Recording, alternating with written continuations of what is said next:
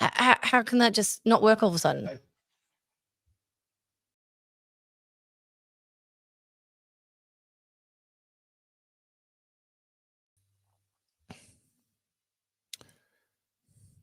Hello and welcome to an Oddcast. I'm just going to bring Carly on. Okay, we've got you. We've got you for now, Carly. Can you hear me? I can. Can you hear me? I can. We just had literally last second dramas. The show, the counter had just gone to it's showtime and we were about to click the button. And then, Carly, you're not using a Mac, are you? Hello? Hello? Hello. I've now got multiple of you. How many of you do we need? What is happening? I don't know. Hang on. What is Right. happening? I don't know. I don't know what's happening. You're using a Mac is what's happening. You're not even here. Can you hear me now? I can hear you. It actually sounds really great now. Oh, fucking hell. All right. So hopefully whatever that gremlin was, we just exorcised it out of the system because that is the best. That's the clearest your image has been and your audio is coming through fine. So I think we're good. Hey, everybody. Welcome to an Oddcast. It wouldn't be an Oddcast if it wasn't odd. Dear. All right. Thanks everyone for technology. Look, I love it when it works, which is almost never. Look, lots of people are getting very, very hot under the collar. But Carly, you and I aren't going to. You're going to get spicy. Of course you are. You're spicy, Carls. That's one of the reasons why we love you. But let's, like, honestly, everyone, let's have a decent conversation about this. Anyone who wants to troll in the comments, yeah, go for it, whatever. But don't expect to get put on the screen. And even if you super chat, if your comment is just inappropriate or derogatory or whatever, then yeah, not interested. We're not going to put it on the screen. So I'm going to say something before we get started. And this is to everyone watching and everyone that watches it after the live stream finishes. And that is those of you who are now jumping on Topher because he disagrees with you, you're behaving exactly how Abby Chatfield does. Because you want, let me explain. And if you've watched the show enough times, you'll understand. But for those of you who might be new here, who are jumping on, let me explain the bucket theory to you. And the bucket theory is this. You are trying to find someone that fits in your bucket. And then you collect someone. That person might be Topher.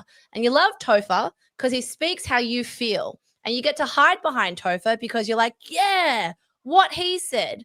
And for a good 6, 7, 8 months, you have a lovely relationship. You watch all his YouTubes, you go, yes, amazing. And then one day, Topher turns around having all that goodwill with you and says one thing that you don't like. And you go, oh, no, you're controlled opposition. And I always knew it. Guys, This is called groupthink. And well done. You are just like every lefty who has to clap like Abby Chatfield.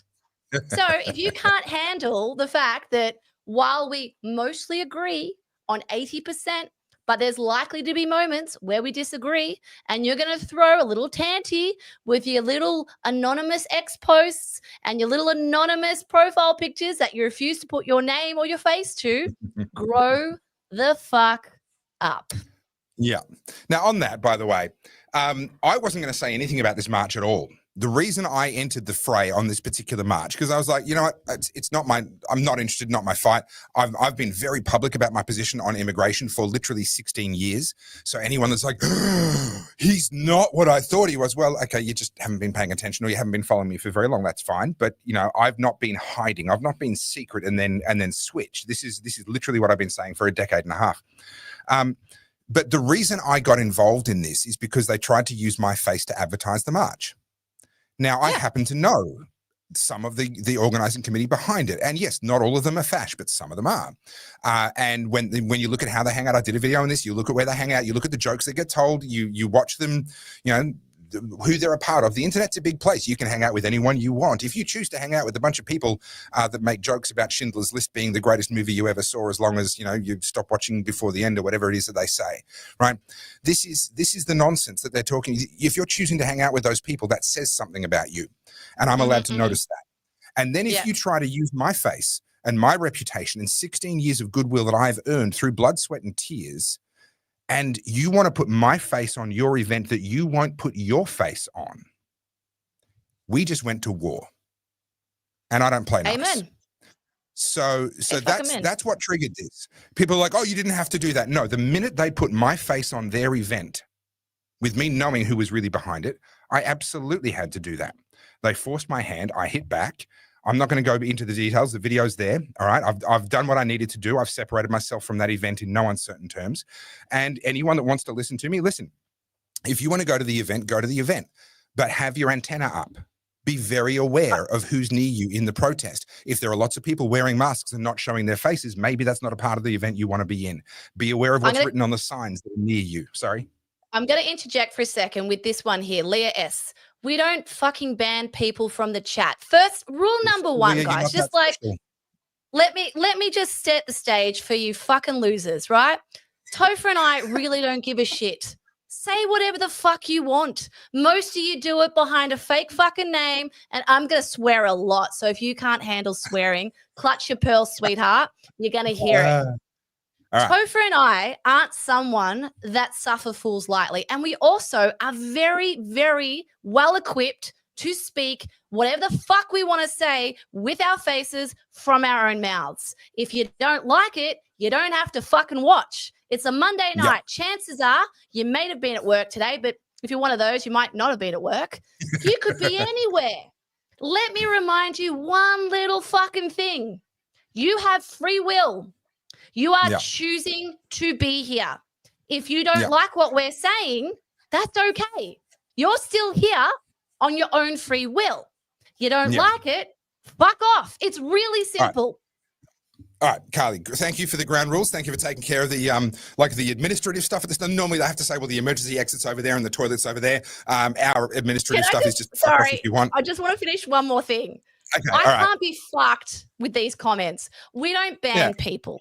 We don't care, honey. Say what you fucking want to say.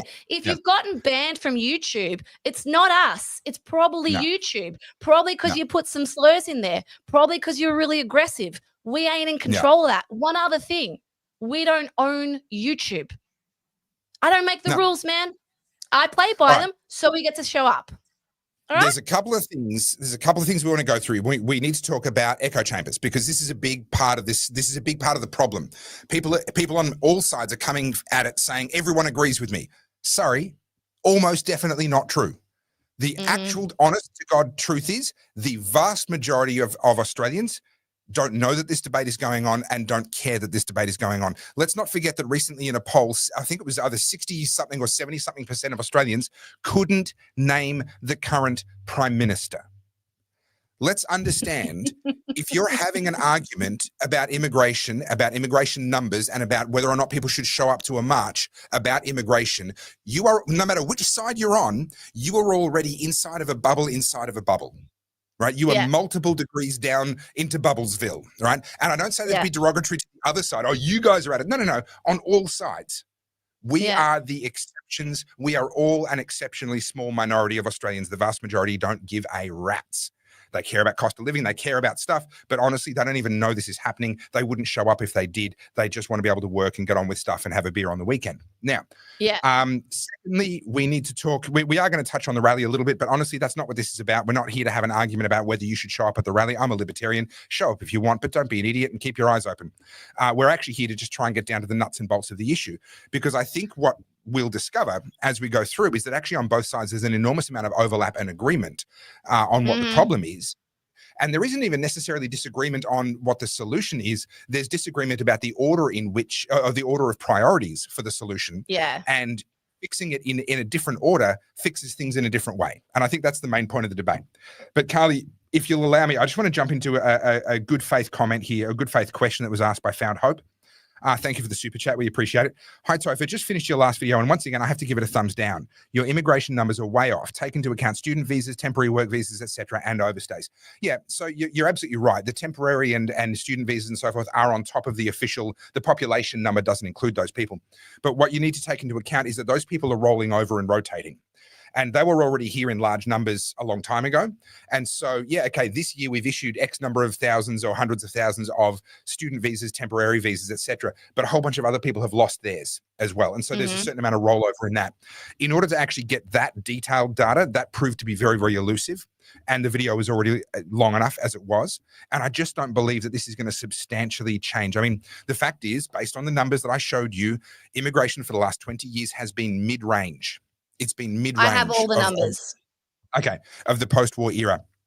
So, yes, that does add on top. You're absolutely right. But has that created a massive increase in the ramp up? Not really, because we've been issuing those for a very long time in very large numbers because our university sector depends on them. So that was why I chose to leave that out of that particular video. The video was already long enough.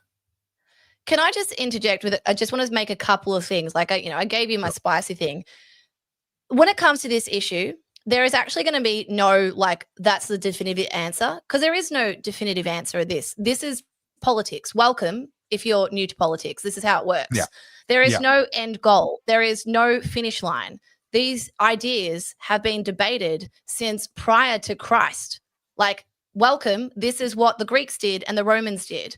And thinking that your solution is the right solution and that's going to play out exactly how you think it will in your head shows a level of ignorance. Now, I'm not saying that to be disparaging. I'm saying that a lot of people seem to think that they've got this idea that if we stop immigration, everything gets resolved. Now, Topher and I disagree on immigration substantially, and we'll get in that in a second. Yes, but a lot of the people in this chat and a lot of the people who are calling us shills and controlled opposition, I just want to touch on that. Controlled opposition by who? Who do you think is throwing money at this? They don't need to. Like, no. And I'm not saying this, again, to be disparaging. I'm saying this so that you guys get it. We do what we do voluntarily. We do this because, A, Topher and I enjoy it, and B, we can. Now, there are so many things that could take us offline. It could be YouTube. It could be the Australian government. It could be anything.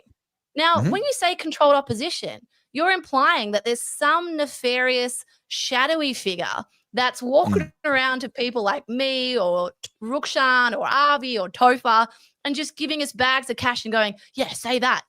Are you joking? Have a look. Carly, are you not getting your bags of cash, Carly? No, they seem to have forgotten where I live. But I just I'll make some calls. It's fine. I'll make some calls. I don't want to spend too much time on this, but I just want to make this very clear. Okay, let me just paint my own experience here. Now, we've got a lot of people here, so let's have a listen. I spoke up during lockdown, and it cost me so much.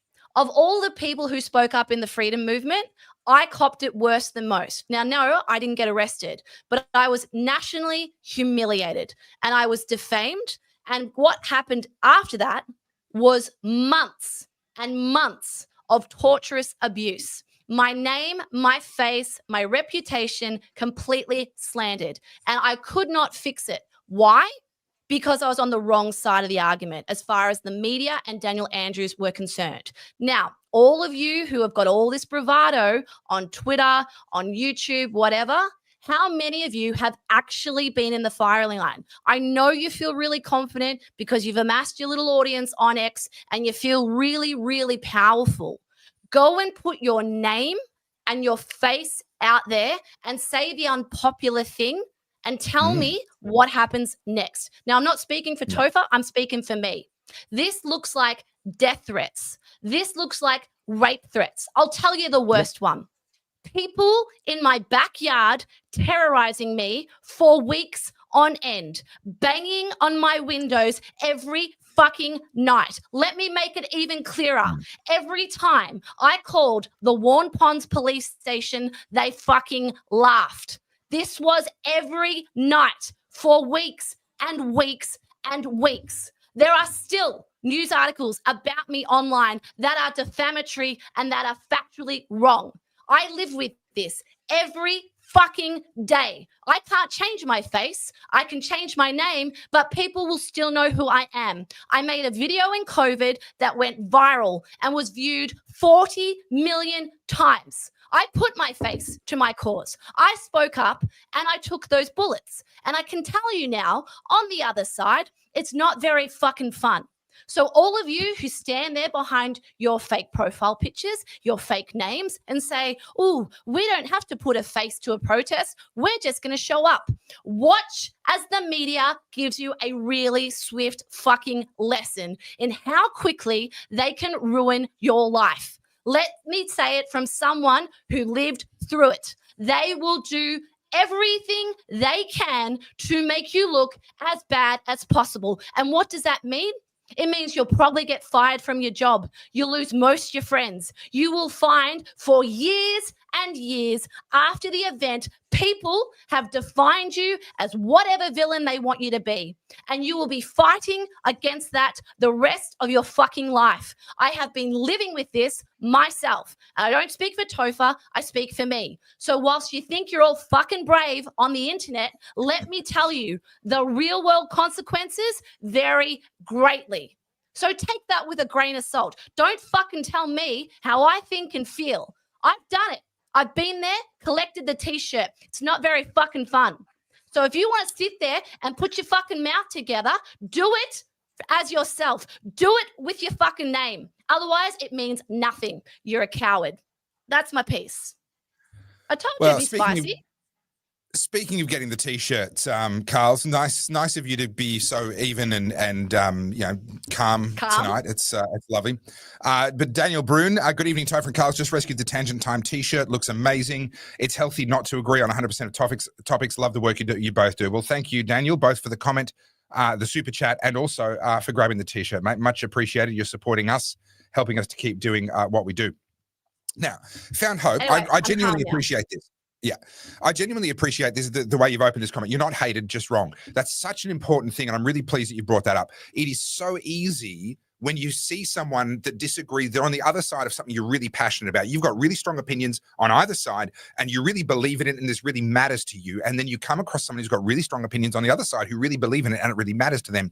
It's so easy. It's genuinely human nature to jump into this. You're the enemy. You're the problem. I have to steamroll over you and destroy you at any cost. And this hatred really kicks in. So genuinely, you're completely disagreeing with me, but I appreciate the way you're doing it. Found Hope goes on to say, immigration is not a scapegoat. It's a symptom of the larger problem of the big useless government. Well, I would argue, though, that you've just said what I say, which is we've got a big useless government. And rather than focusing on one symptom of it, we need to focus on the source, which is the big useless government. On a lighter note for the haters, I'll add buy Topher some balls option on website. So I will have the buy Topher a coffee button. It's funny. I was just watching the I sent the trailer to the Lady Ballers movie off to someone that I'm chatting with today. You remember? Yeah. Did you see the Lady Ballers movie? I saw bits of it. I didn't watch the full thing. It was actually funny. I really enjoyed it. That was the Daily Wire movie about a trans basketball team, which was genuinely funny. So sorry, you go. Sorry, go. You go. I was just going to quickly say, so Oz Integrity gets mentioned here. I've got a lot of time for Oz Integrity, but there's a lot of accounts that are just discovering that I'm a libertarian, not a right winger. And for some of them, it's come as a shock, including many people that we were very close and we were aligned during COVID. And now all of a sudden they're like, oh, this guy's actually got this radical, crazy libertarian streak to him. Well, I never hid that. It's always been actually front and center if you go to my website or anywhere else. Yeah. But some people are having a bit of a shock. And they're suddenly veering off. And look, in my experience, keep in mind, I've done this for 16 years. When I first started speaking out, it was about water. And farmers loved me. And then I started speaking out against censorship. And farmers are a conservative bunch, and a lot of them quite like censorship. Oh, no, we need to protect the children, blah, blah, blah. So all of a sudden, I lost a bunch of them, but I picked up a bunch of other people. Then I started talking about the carbon tax, and I lost a bunch of people, including farmers, who were like, no, climate change is real. And so my entire journey, I have been speaking up for minority points of view that are not popular. And I've been having people want to get in my grill and tell me all about how they used to like my work, and now they realize I'm a add pejorative here. That's literally been 16 years of my life. And in my experience, what happens is they do this and then give it 6 months to 18 months. And some of them are coming back to me going, I want to say I'm really sorry. Turns out actually you were right. Right.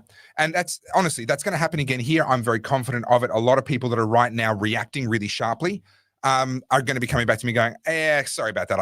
I overdid that a little bit. And that's fine. I'll be happy to welcome people with open arms. I don't like to burn bridges. I've actually literally done it for the first time over this issue.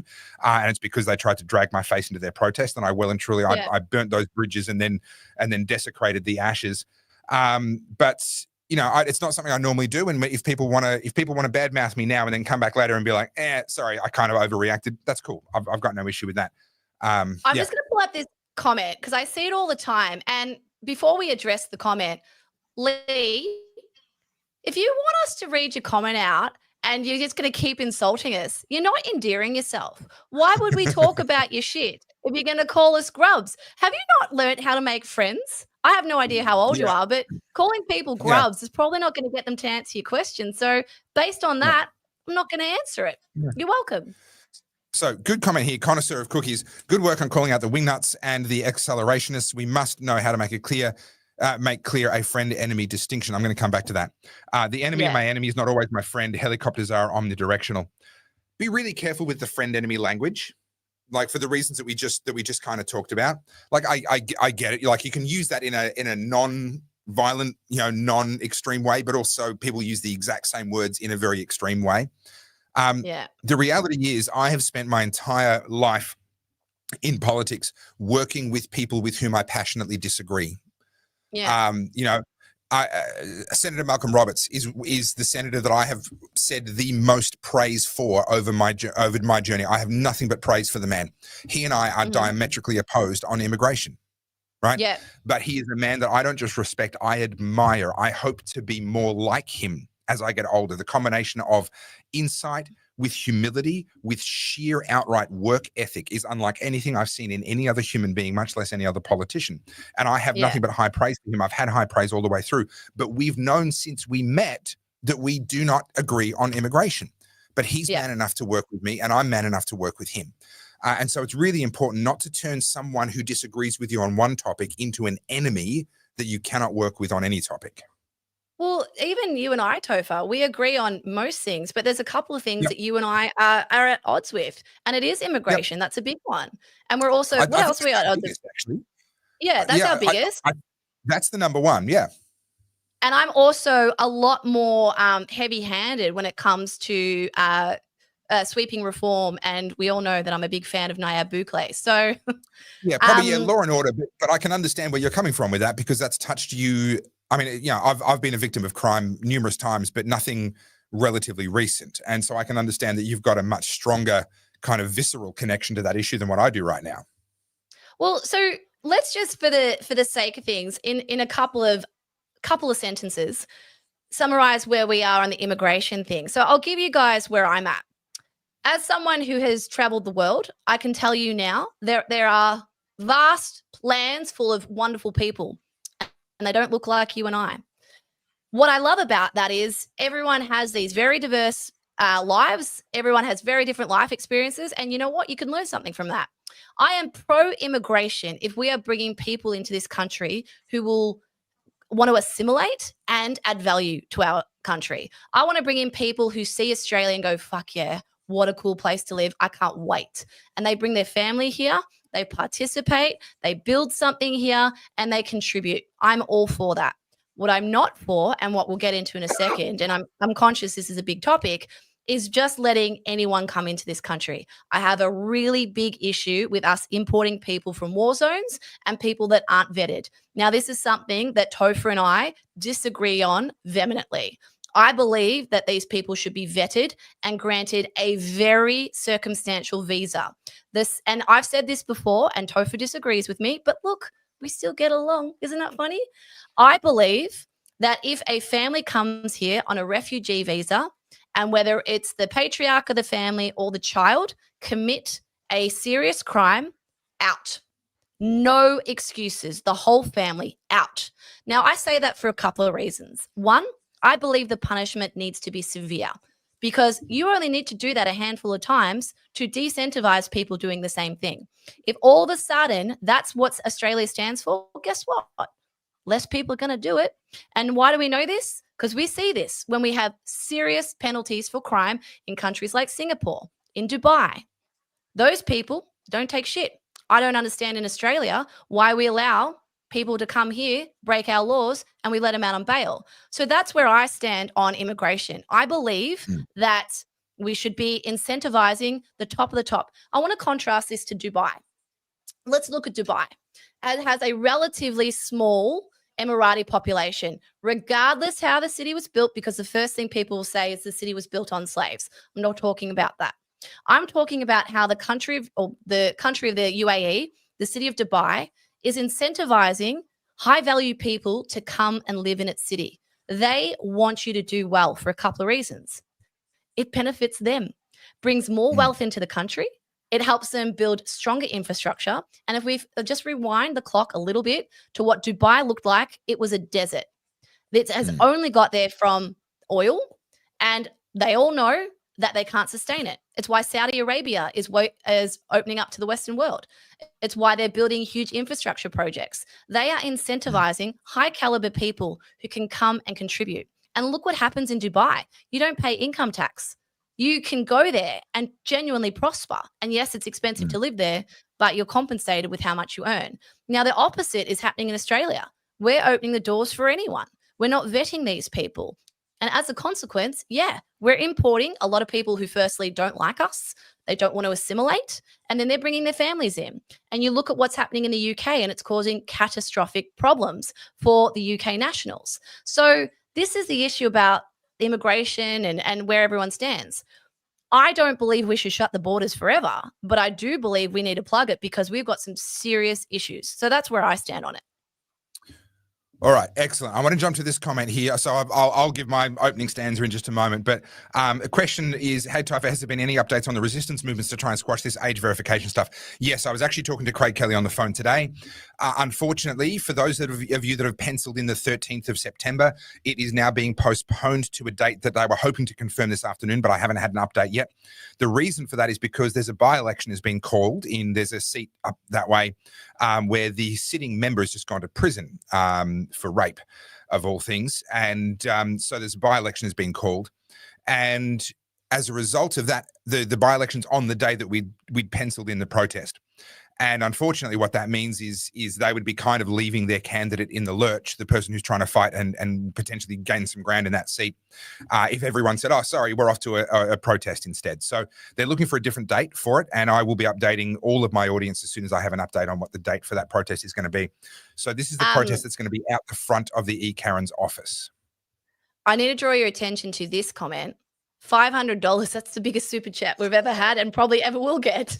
That is insane. CJ Westman, I'm speechless. I actually don't know what to say to that. That's insane. Thank you, firstly. I'm going to read your comment. So thank you. I think TI or Topher, I appreciate we disagree on immigration, but what do you think about importing people from collectivist cultures such as continental European countries or places like India where many religions are in conflict, but they come together as one in love with their real religion of suffocating bureaucracy? I'm all for open borders, but rid welfare first. You can answer that one. Yeah, look, so some really good points in there. So firstly, thank you. That's massive. And yeah, wow. I appreciate we disagree on immigration. What do you think about importing people from collectivist cultures such as continental European countries? So what's really interesting to me, much of Eastern Europe is actually a really great place of the world right now because they have a relatively recent cultural memory of communism and living under the thumb of actual tyranny. And what was notable to me during all the COVID marches and all of that was actually there were two groups that were distinctly overrepresented as a proportion of the population. There were a lot more of these people, and they were confessing Christians. So they were everywhere throughout that whole protest movement. By no means every single person was. There were plenty of atheists and other religions as well. But as a proportion of the population, there were a lot of Christians out there. The other one was Eastern Europeans. And they might have been first-generation immigrants. They might have been second-generation immigrants. But they would come and they would talk to me and they'd say, Topher, I want to tell you about what I saw, or I want to tell you about the stories my dad or my mum, or in some cases, my granddad used to tell me. And they've got this recent cultural memory of what it's like to live under that kind of tyranny. And honestly, if I could, I would scoop up more people from those countries and bring them to Australia because we need more of that anti-collectivist, anti-communist kind of ideology. Yeah. Places Places like India, where many religions are in conflict, but they come together as one in love with their real religion of suffocating bureaucracy. Well, they got that from the English, the same as we did. So let's not forget, India was a British colony for quite a long period of time. It was run by the British Raj. And that's where they learnt their love of bureaucracy from. And unfortunately, here in Australia, we learnt also the love of bureaucracy, but we also have that convict mentality. We love a rule. We love being in chains, unfortunately. I've got no issue just coming to the question of immigration. I'm not going to answer that here. I'm going to answer that when I kind of give my initial sort of précis of where I'm at with immigration. I'm all for open borders, but read welfare first. Yes, that's a key part of what I'm about to talk about. So I'm going to launch into my little piece coming off this comment. And thank you, CJ Westman, one more time for that amazing super chat. Thank you. So Cancel It One says, do you believe you can have too much immigration, and what are your thoughts on assimilation? My issue is the numbers at the moment and the culture, not immigration itself. Okay. So let me say my piece on this. Most of the problems that people are attributing to immigration are at most being made worse by immigration, but in many cases actually are completely disconnected from immigration altogether. So for example, we are in a per capita recession right now. And a lot of people say, well, they're importing people to try and, keep the GDP numbers up. Well, that's probably true, but that's not actually related to the fact that we're in a per capita recession right now. A per capita recession happens because the average productivity per person is dropping. So we need to, it's nothing to do with the number of people. So we need to ask, why is the productivity per person dropping? Well, it's dropping because we've got a record number of unproductive jobs. This is things like your NDIS helpers and that sort of stuff. The latest figures, I think 80% or so of the new jobs created since Albo came into power have been government jobs. These are inherently unproductive jobs compared to private sector jobs. And so what we've got is a situation where most of our job growth is in unproductive areas, and they need something to do. So most of those people, their job is to make the private sector less productive. They're regulating, or they're forcing people to do compliance paperwork, or they're simply being paid money that is being taken out of the private productive sector and being put into their pockets, and they're doing nothing really useful with it. That's what's killing our productivity, along with red tape, green tape, taxation, and a bunch of other stuff. So that's one example out of many where people go, well, if we're in a per capita recession, it must be because we have more capita, because more people have come in. And that's fixed pie thinking. They think the economy is a certain size and we divide that amongst all the people in the economy. That's not how this works at all. The economy grows and shrinks according to the multiplication of the number of people multiplied by the output per person. That's what the economy actually is. That's not a fixed number at all. So if we're in a per capita recession, it's because our per capita productivity has dropped, and that's got nothing to do with immigration. Now, the one area that does have some, or two areas that do have something to do with immigration, one is crime and the other is property prices. Now, let's take crime, because that's a very hot button issue, and it's as it should be. I mean, you know where I stand on crime. I think it's a disgrace that we're letting these people back out on bail. We know where you stand on crime, Carly. You've been a victim of it, and so forth. Crime is crime. And if you go to Alice Springs, they have a massive crime wave, but it's not an immigrant crime wave. Go to Darwin, they're in a massive crime wave. It's not an immigrant crime wave, right? So what we have in Australia is a failure to address crime. Now, some of the criminals are immigrants, and in fact, some of the hardened criminals are immigrants. And yes, what may have contributed to that may be their background, may be that they came out of a war zone, maybe various other factors. But what has definitely contributed to it is that we keep letting them out on bail. And we've turned it into a game for them where they gain street cred. This was us. We completely mismanaged this. What they needed was a good kick in the head from the legal system the first time, and then to not be let out if they did it a second time. That's what was necessary. We see the exact same thing happening in Alice Springs. We see the exact same thing happening in Darwin, where these people keep getting let back out again and they keep on getting to reoffend. So what we need to fix is not the immigrant crime problem. What we need to fix is the law and order problem, where we're not actually dealing with criminals harshly enough or properly. And your comments earlier, Carly, I agree with wholeheartedly about criminals. If someone commits a serious criminal offense, or I almost agree with wholeheartedly, if someone commits a serious criminal offense and they are not an Australian citizen, then as soon as they finish their sentence, we're sending them back. Now, me personally, I wouldn't send the whole family, because I don't believe in punishing groups for the actions of an individual. However, I would agree with sending that individual irrespective of their age.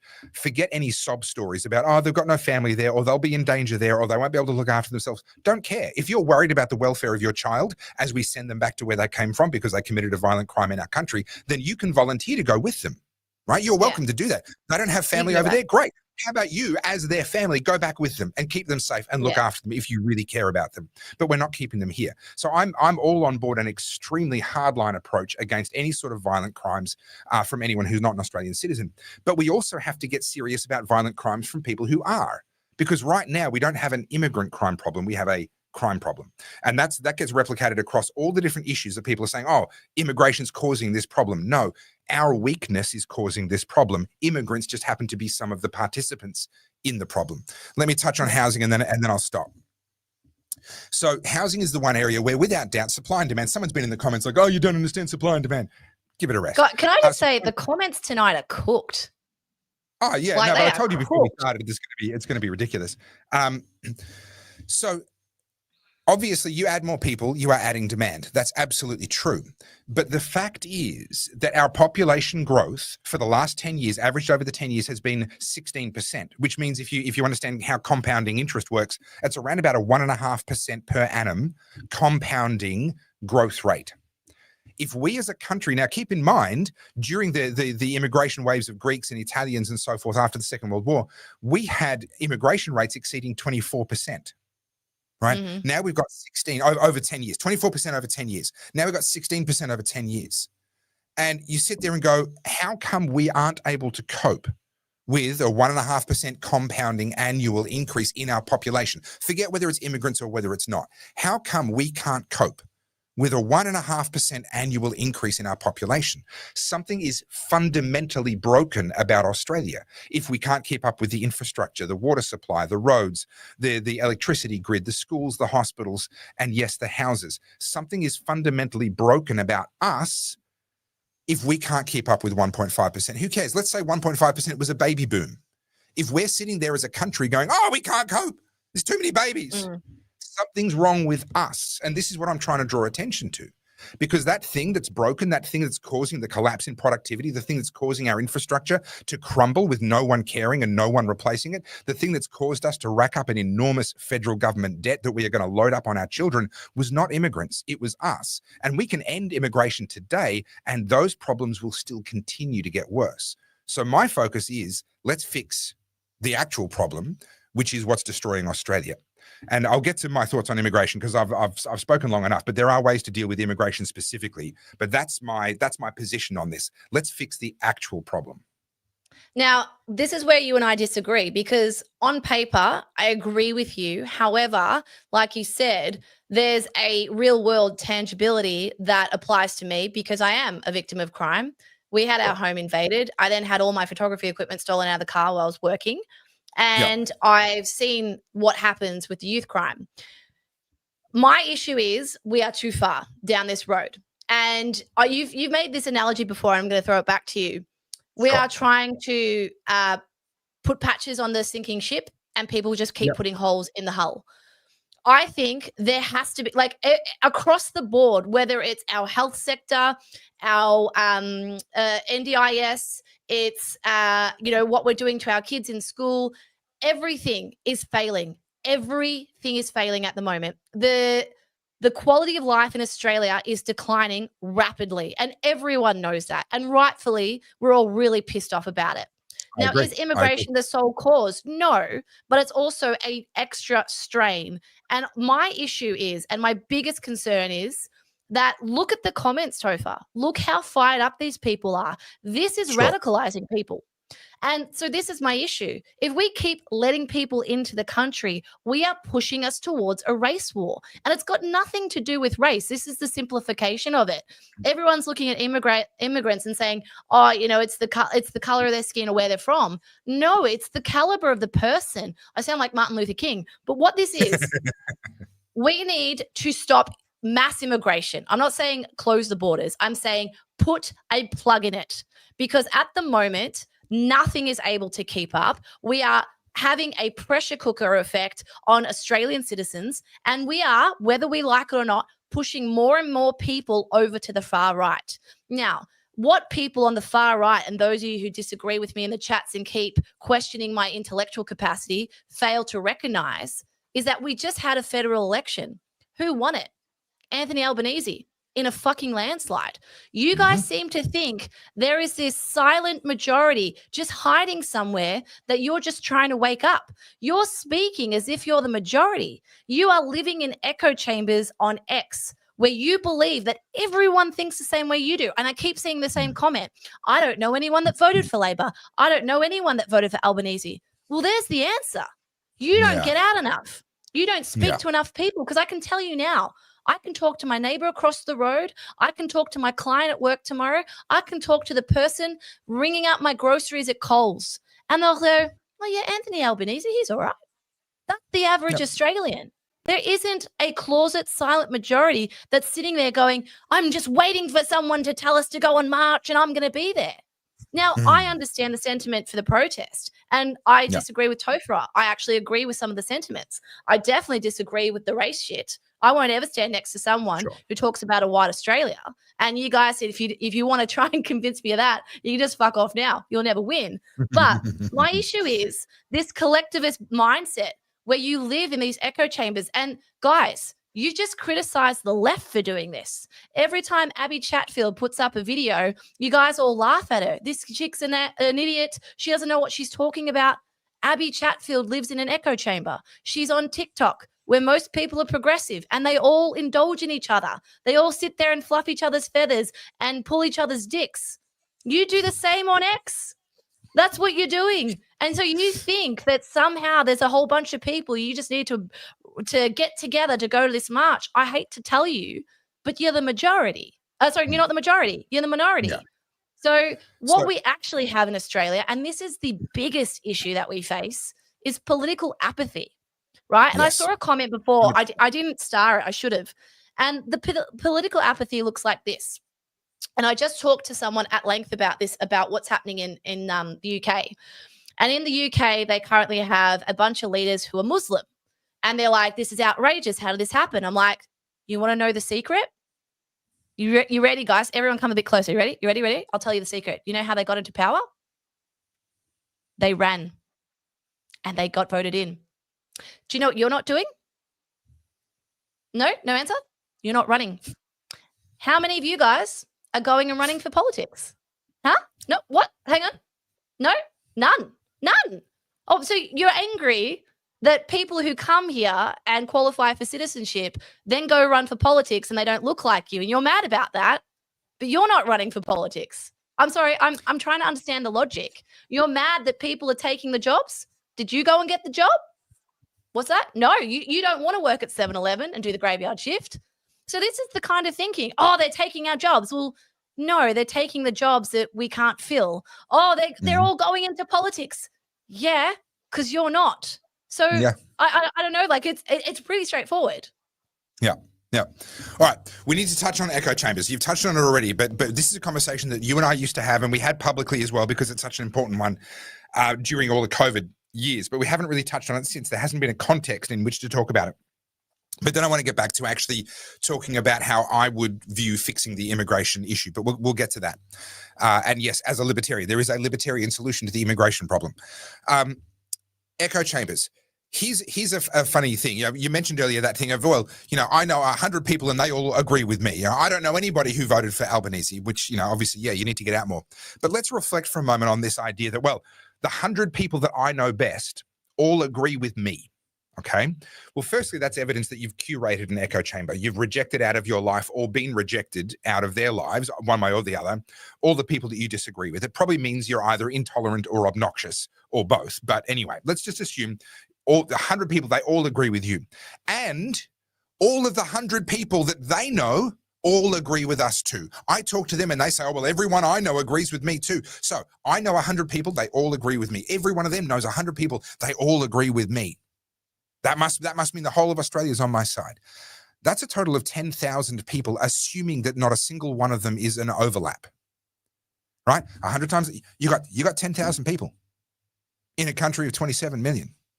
You can create a comprehensive echo chamber in which you don't know anyone who knows anyone that disagrees with you.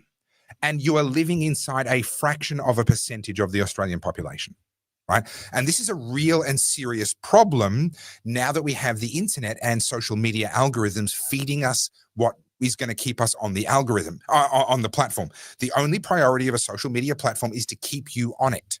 And it observes your behavior. It observes what you like, what you don't like, what you comment on, what you interact with, and it figures out how to bait you into staying on there. Yes. And for most of us, sorry.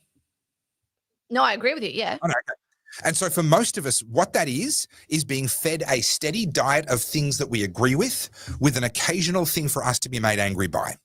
That's the psychological profile of a typical social media person. And that is the mix of salt and pepper that a social media platform is trying to figure out and find for you. What is the topic that I need to feed you 6 things that you agree with and 1 thing that's going to make you angry? Then another 6 things that you agree with and another 1 thing that's going to make you angry, because that's the dopamine. That is the drug that keeps you on a social media platform. And so then you meet people and you're in chat rooms and you're in this and that, and you meet a bunch of people that are all being fed the same algorithm. You found the same chat room because you were directed there because the algorithm said, if I put this person in here, they're going to want to spend more time here. And before you know it, everyone you know agrees and everyone that they know agrees. And you think you're in this big, massive silent majority. And unfortunately, actually what you're inside is a little teeny tiny social media algorithm driven bubble. That's all you've got. Now, having said that, I think that a majority of Australians would be in Carly's position and not in mine. Right, I think a majority of Australians would agree that cutting mass immigration would be good. A majority of Australians would agree with that, and I think a majority of Australians, though, would say we don't want to shut the borders, but we need to slow down. I think that is the majority position. I accept that I'm in the minority position, but I've been that all my life. I literally can't think of a single time when I've argued for something at the time when it was the majority position. Some of what I've argued for has become the majority position later, but at the time when I was standing up, it wasn't. Because largely speaking, I don't see any point speaking up for the majority. It's already the majority. It's already, I don't add value there. I'm not here to just cultivate an audience and say, hey, everybody, look at me, come over here. As much as my haters love to say that that's what I'm doing, I actually don't. I really, really genuinely don't care. I want to speak up on the things that matter. My objective in speaking up is to have a clear conscience, is to have done what I believed was right under the circumstances. And that means speaking up when it's unpopular. So I accept that I'm in that position again. Right, in the chat here on this stream, in the Australian population at large, all the rest of it, I completely accept that I'm in the minority. But also, let's keep perspective on the fact that each and every one of us, myself included, has algorithms around me that is trying to box me into a bubble. And unless you are consciously breaking out of that bubble, persistently, relentlessly breaking out of that bubble, the algorithm will succeed and put you in a bubble, and your perception of the world and how popular your ideas are is going to get warped by that. And that's true for each and every one of us. What I find really interesting, I was just looking through the chat right now, and these people are essentially saying, you don't agree with this, so you're done. Like I blocked someone on Twitter the other day because they were trying to bait me because they're like, you won't speak up, you won't do it. I'm like, no, what you're saying is I won't say the words you want me to say, and you don't like that. When we talk about echo chambers, like, whether it's you, me, or people on the other side of the fence, we do this for long enough. I think, what have we hit now? Like 2,500 subs. You've almost got 100K. Like, on YouTube, sure, we'd make some content, and for the most part, it's like relatively common sensey, and the average person's like, yeah, I can get along with that. And then we get to a contentious issue like immigration. And I didn't know this, but so many people are experts all of a sudden. People that just all of a sudden woke up and just went, wow, I know everything about everything. Well, I don't need to introduce this to you guys, but there is a psychological thing called the Dunning-Kruger effect, where your cognitive bias makes you believe that you're far more intelligent on a subject than you are.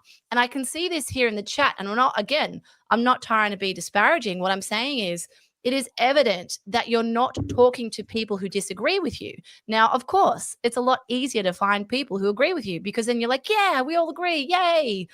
But there is an inherent danger in that. It means you underestimate your enemy, because if you surround yourself with sycophants, guess what? You've got no idea what the temperature's like on the other side. If you don't know what they're debating about or how they feel about certain topics, how can you debate them? How can you fight them? Metaphorically speaking, I'm not saying physically. And so what I have an issue with, and I mean, I call this out on the left all the time. I call this out with your Abby Chatfields, your Clem Fords, particularly around the Palestine stuff, right? these people surround themselves with people who agree with them. And Abby has a bunch of sycophants under her, right? Yep. Now, mark my words, that is a really dangerous thing to do as a content creator because inevitably your audience will turn on you. So it's better as you're growing to have these moments where people can see, oh, you know what, you're human. Or I don't know if I agree with that. I don't know if I like Carl swearing. I like her 80% of the time, but when she goes off and starts swearing, I don't like her on that. Cool. 80% is a good number. 80% is a good number because it means that you've found your tribe, and we are a tribal species, and we, there is safety in tribes and all the rest of this. That's not an inherently evil thing, but it also means that you haven't cultivated a monoculture. And if you have a 20% disagreement with the vast majority of people that you know, then that means amongst them, you're going to get challenged on almost every idea that you have, because that 20% of disagreement is going to differ. Have a look at this comment. I've lost all respect. Okay, cool. Well, then that actually means you didn't respect me at all. That's the point I'm trying to make. You never respected me. You only liked me when I said what you wanted to hear. And the second we disagreed, you decided I've lost all respect for you. So this is what I learned the first time the farmers turned on me, when I stopped talking only about water and I started introducing a second issue, which in this case was censorship. Was, I think, my very second issue was free speech. And had farmers going, "Oh, it's so disappointing. I used to respect all the research that you did and all the work that you put in, and you knew your subject so well, but now I realize you're just an idiot." I'm like, no. What that tells me is that you don't respect my level of research. You don't think I put effort in. You don't actually think that I have insight, because the minute your words were no longer coming out of my mouth, the moment you heard something that wasn't what you would have said, you then dismissed all of that. If you actually respected my insight, my research, my level-headedness, and whatever else it was that they said, then when I said something you disagreed with, you would have gone, "Oh, well, that's a bit weird. I'll have a read. I'll have a look. Like, this guy's not an idiot. I'll at least listen to what that would be the reaction if you actually respected me." And so, comments like that, "Oh, I used to respect you, but blah, blah, blah." Well, no, you didn't. You never respected me. Yeah, you liked hearing your words come out of my mouth. That's all that ever was. I'm going to show you this comment here, because since people are going off in the chat, fine. You guys can sit here all day and question my intellectual capacity. That's fine. When people resort to ad hominem attacks, it tells me you have the intellectual depth of a puddle, because you can't debate me on the issues. You just want to insult my intelligence, the way I look. I instantly dismiss you. So goodbye, whatever. Carls. Stop reading the comments. Stop reading the comments. Okay. Isn't that what we're meant to do? We're meant to be reading super chat. Listen, Carly, listen to the other Carly. All right. Carly, listen to Carly. I will now, David, say this as what. Sorry, go. Sorry. No, you go. I was going to say that there's a lot of nastiness in the comments tonight. We don't normally get this. So I'm assuming there's a lot of people coming over here. I want to bring this up quickly. I know you got a comment there. I blocked this dude on X. I blocked this guy because he was basically saying that I don't speak up, but I won't say what he wants, and then just kept trying to bait me. And you know what? I don't need this shit from you guys. If you want to say stuff, start your own X feed. Start a channel. Go on. So there are people that debate you and they want to have a conversation about whatever, and there are people that just want to debate everyone, like they just do it en masse, and I call them a mass debater, and I don't give them a lot of attention. Anyway, so Topher, are you a post-nationalist? Just curious. I'm actually not. And this is something that a lot of people really struggle to wrap their minds around. I'm not. I think actually, if we're going to have a government, okay, and I'm actually becoming more of a minarchist, and I'm not so sure that we need one pretty much at all, and pure voluntarism is a better way to go. But we have a government, and by definition, that government has a turf. Sort of, it's street wars basically. They have a turf. They are the one organization in the world that has a mandate to act on behalf of a certain set of people. I would despise any company, for example, that said, "Oh, we're not going to serve black people, or we're not going to serve people from that country, or we're not going to serve women," or whatever. I would despise any company that made that choice. I think that's disgusting. But any country, any government that serves anyone other than the people within its turf is betraying the people within its turf. So no, I'm not a post-nationalist. What I refuse to do is associate a nationality with a skin color. So to me, what defines the Western ideal, what defines England, the Westminster system, and I'm talking not England now, that is a fallen country. We'll talk about why that is and how we can avoid that fate. England is a fallen country. That's true. And yes, immigration did that. Immigration is destroying the UK. But that doesn't mean that we need to just put a ban on immigration here in Australia. We'll get there. But what the UK was an idea. It was a belief. And it was in particular a belief that the law is king, everyone is subject to the law. That was a revolutionary idea at one time. For most of human history, if you were the king or the dictator or the warlord, you were above the law. You were the law. You could do whatever you wanted. And unless they could fight you and kill you in one-on-one, combat and challenge you for the top job, then there was nothing anyone could do about it. In England, they said, no, Rex Lex, the law is king. That was a revolutionary idea. Handing parliamentary power to people. Initially, it was the House of Lords. It was the landowners. It was an extension of the feudal system. But then they went further than that, and they actually had the House of Commons, which was called such because commoners could get in there. And they handed increasing amounts of power across to the population.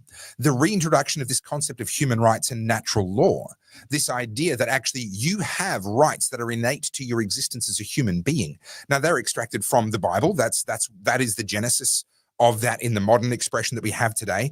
That's not a universal thing. This idea that you as a creature have a certain dignity, a certain set of rights that other people cannot violate. This is not a universal thing that human society has always had.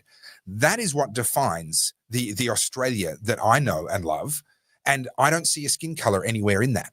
So what I object to is people saying, oh, well, we have to, okay, fine, we can have Europeans, immigrants coming over, they'll integrate, okay, but we can't have people from India or we can't have people from Africa or these sorts of things. History has shown time and again, every time there's a wave of immigration, Australians have gone, oh no, these people they're not going to integrate. That happened with the Chinese that came over in the gold rush. I'm talking 1800s. That happened with the post-World War I. Well, it happened with a little bit with the 2-pound poms or the 10-pound poms, whatever they were after World War I. But certainly after the Second World War with the Italians and the Greeks, right? You could smell the garlic. You hear the stories. I grew up hearing these stories from old people about how you could smell the garlic from the ships before they'd even arrived at the dock and all these kinds of comments. And they were, they're going to have street wars. It's going to be the Italians versus the Greeks and everything else. And yeah, they had a crime wave. They had a youth crime wave associated with that round of immigration. Nowadays, the people who are anti-immigration are saying, oh, but not the Greeks and Italians. They're fine. Well, hang on. At the time when they arrived, people said about them the exact same thing that these people are now saying about Sudanese or whatever else.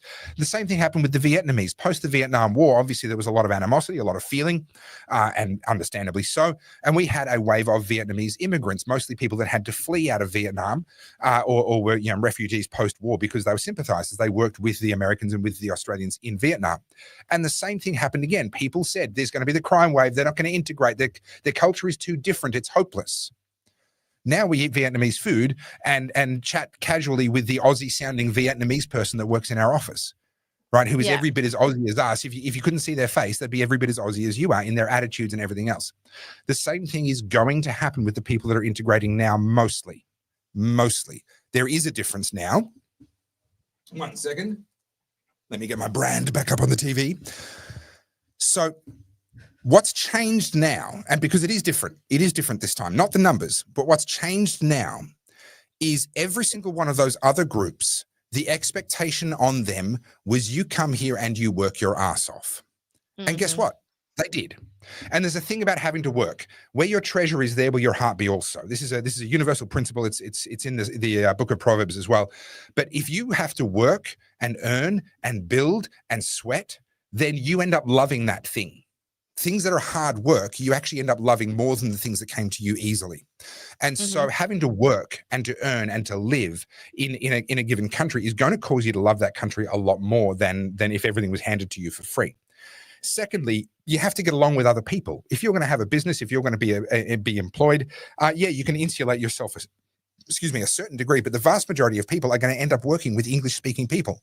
They have to learn the language. They end up making friends. They get exposed to the footy and the barbecues and these other things. And they very quickly get exposed to Australian culture. And then ultimately their children are a part of Australian culture. What's changed now is that it's possible to be an immigrant or a refugee and go straight onto welfare and you never have to do the work. That is a serious problem of incentives. And that is where we're ending up with the people that we don't want. And that is how we fix it, is by changing the incentives. But I've been talking for a long time. So I'm going to hand back over to you, and I'm going to come back to talking about incentives when it's my turn next. So I actually, before we jumped on, I went on and did a extensive amount of research to get all the numbers. And right, the number one thing about data is you can skew it any way you like. You can omit things, you can paint a really broad brush. At the end of the day, I'm a big believer in what can I see with my own eyes. And I believe right now, a lot of the people we have brought in recent years are responsible for an uptick in crime. And I'm speaking now specifically about the youth crime. And obviously, people over 18 are committing this crime too. Most recently, let's have a look at what happened last night. 5 Sudanese men broke into a home in Kew and stabbed a man in the face multiple times. One was 24. The other 2 that were caught was a 16 and a 17-year-old. And those two kids under 18, guarantee will be out on bail tomorrow, because that is the precedent our government is setting. Now, 2 things. I am not saying all Sudanese are committing youth crime, but a big percentage of them that are committing crime are Sudanese, right? There's a distinction there. So that tells me there's a couple of things. There's a cultural issue. Now, the interesting thing, because I went and looked this up. All right. So we've known there's been an African crime problem gang crime problem in Victoria for a while. Daniel Andrews famously speaking out about it, condemning everyone, saying we were xenophobic and racist for calling this out, even though African community leaders, and I brought up Jerry before, were speaking about this. Now it's at a point. Not just him. A lot of them were screaming out for help. And now this has gotten to a point where the government has been letting these people get away with it. Now the crime's escalating. First, it was home invasions, stealing car keys and stealing cars. Now it's maiming people with machetes. It's stabbing people. And you said this, and I've been calling this for months. The next thing, people die. That's where we're at. We had someone lose a hand because a 14-year-old with a machete attacked him in broad daylight over an iPhone. Now, this is a government issue. Yes, the immigrant, or many of them are immigrants. Why the fuck is the government not laying the law on these people? That's the question. Now, you can be mad at the immigrants for committing the crimes, certainly. But why is our own government, Jacinta Allen, not doing anything about it? Her knee-jerk reaction was $13 million to build some machete bins.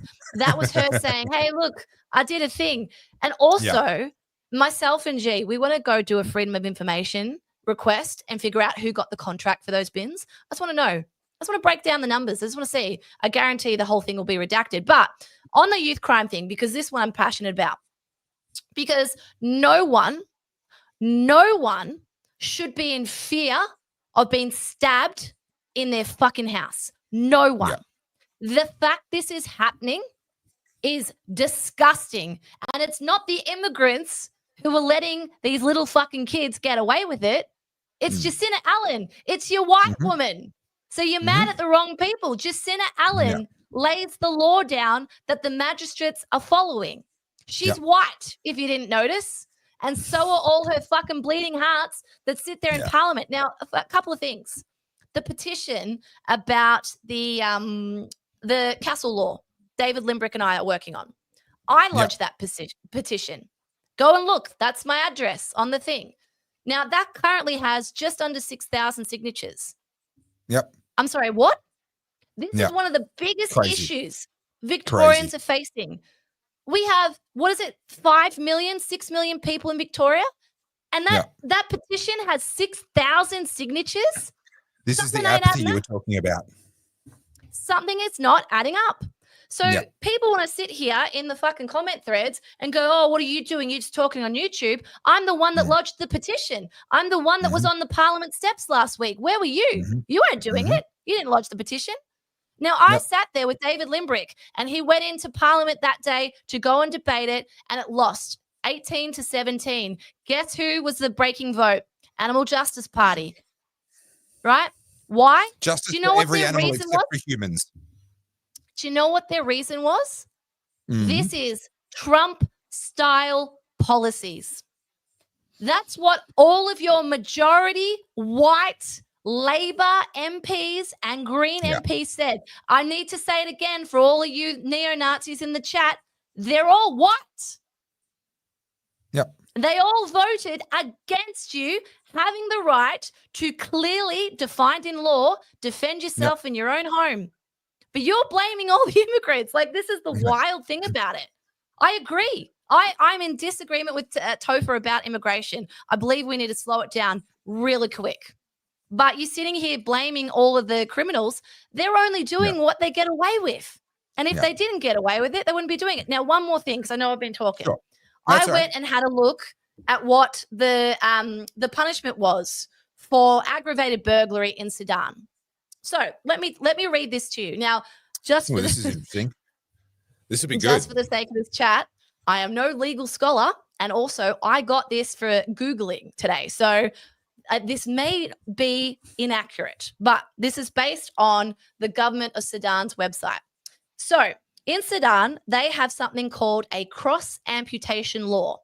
Article 168 of Sudan's penal code prescribes death or crucifixion. I didn't know we did that in 2025, but hey, it's written in the Sudanese law for armed robbery causing murder or rape. So just to make that clear, in Sudan, if you commit an armed robbery that results in someone dying or getting raped, the response from the state is death or crucifixion. Which is fatal, by the way. But just in case you didn't know, you don't come back from a crucifixion unless you're Jesus. Yes. Before I make my point, my final point. Now, cross amputation, this is what they say. That is a right hand and a left foot. So you lose this guy and that. So you don't just lose one or the other, you lose both. So it's called a cross amputation.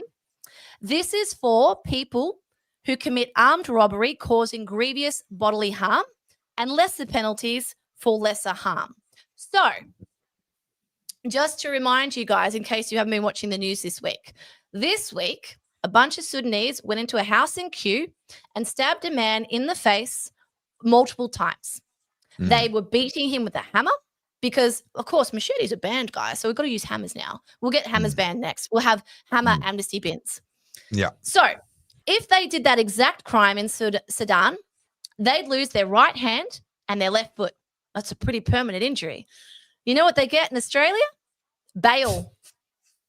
Whilst we're funding their fucking refugee visas and they're getting welfare. And you know who you can blame for that? Jacinta Allen. You're welcome, just so you know. Yeah. Well, I mean, thank you. You've argued a lot of my point for me. And I don't disagree with any of that. We are way too soft on crime. I'm not sitting here as a bleeding heart, right? But I believe in judging individuals by their actions. And I believe in being genuinely colorblind when doing so. So in addition to what you've just said, everything you've just said is true. But also in the last week, we had the discovery of a double murder, actually a triple murder because the woman was pregnant. And the man's head had been severed and stuck on a spike. And that was done by a homeless white guy. Right? That was in Melbourne, Ferntree Gully, I think that was. No, it was in Glen Waverley. Glen Waverley, thank you. Now, that's not to say, like, let's weigh one up against the other. It's just to say crime is crime. We need a government that is going to deal with crime and criminals. And if we have a government that's going to deal with crime and criminals, then it's going to deal with immigrant crime and immigrant criminals, right? We solve the government problem of not dealing with crime, and we solve the immigrant problem, right? And that's literally across the board. If we solve the problem, we solve the immigrant-related aspects of the problem as well. So let me talk about the libertarian solution to immigration. So now, to be clear, this is not the Libertarian Party's official position. This is my position as a principled libertarian. The Libertarian Party has to work a little bit more in the real world of what's politically palatable and what might actually get through Parliament and so forth. So they've had to take a position that's a bit more pragmatic. Open borders are not actually a problem unless you have bad incentives. If the incentives are right, then the right people will come and the wrong people will stay away. If the wrong people come, they will quickly leave again because they don't want to be there anymore. The incentives are such that they're like, oh, screw this for a joke, I'm out. Yeah. So there's two ways to control immigration. You can either not worry about what the incentives are and let them be as perverse and twisted as you want, and then use quotas and restrictions and controls. And then we're going to have a big argument about how many people are allowed in. We're going to have a big argument about different types of visas, how long people are staying for, how short, what about their families, can they come in? We have to have a big argument about immigration if we have perverse incentives. Now, the main perverse incentive in Australia is created by our welfare system. If you can get into Australia, you can freeload off Australians. That is morally wrong. I find that reprehensible. No human being, unless it is genuinely, absolutely necessary due to genuine disability, no human being should be freeloading off anyone. We should all be earning and paying our own way for as much of our life as we reasonably can. And so if we took away all the welfare, then a lot of these people would actually leave. And a lot of the ones coming over would choose not to. They would go somewhere else that is offering perverse incentives, or they would stay where they are. If the message was, who was it who explored the South Pole? It was was it Amundsen, I think, or was it Scott? It might have been Scott. Put an ad in the British newspaper where he said, men wanted for an expedition, hunger guaranteed, cold guaranteed, pay poor, chance of death likely, apply here. He got hundreds of applications, hundreds of people applying for what was going to be 20, 30 people on that, right? He created a negative ad in order to attract high caliber people. He said, this is going to be hard. You'll probably die. You'll certainly get cold. There's all kinds of suffering going to be involved. If you're okay with that, come and apply, right?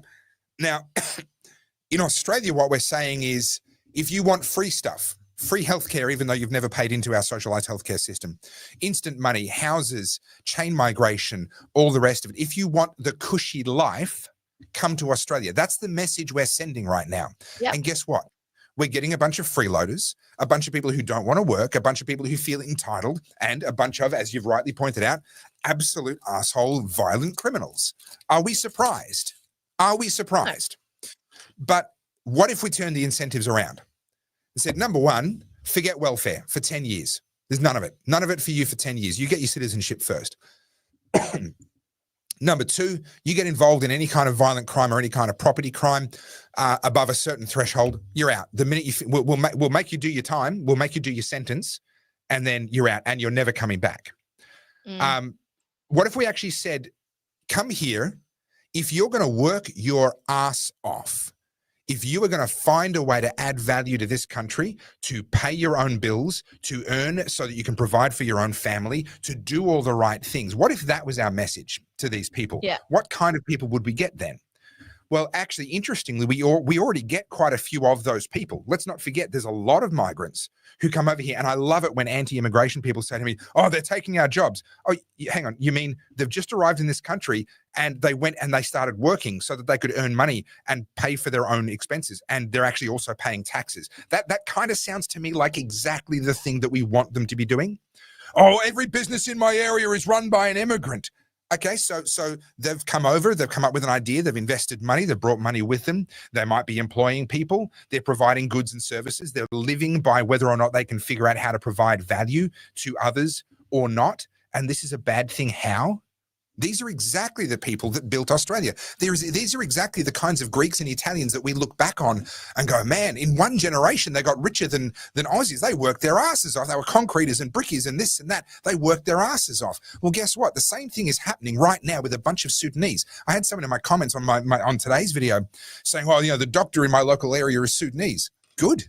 Okay, fantastic. My daughter's got a couple of just minor eye issues and things.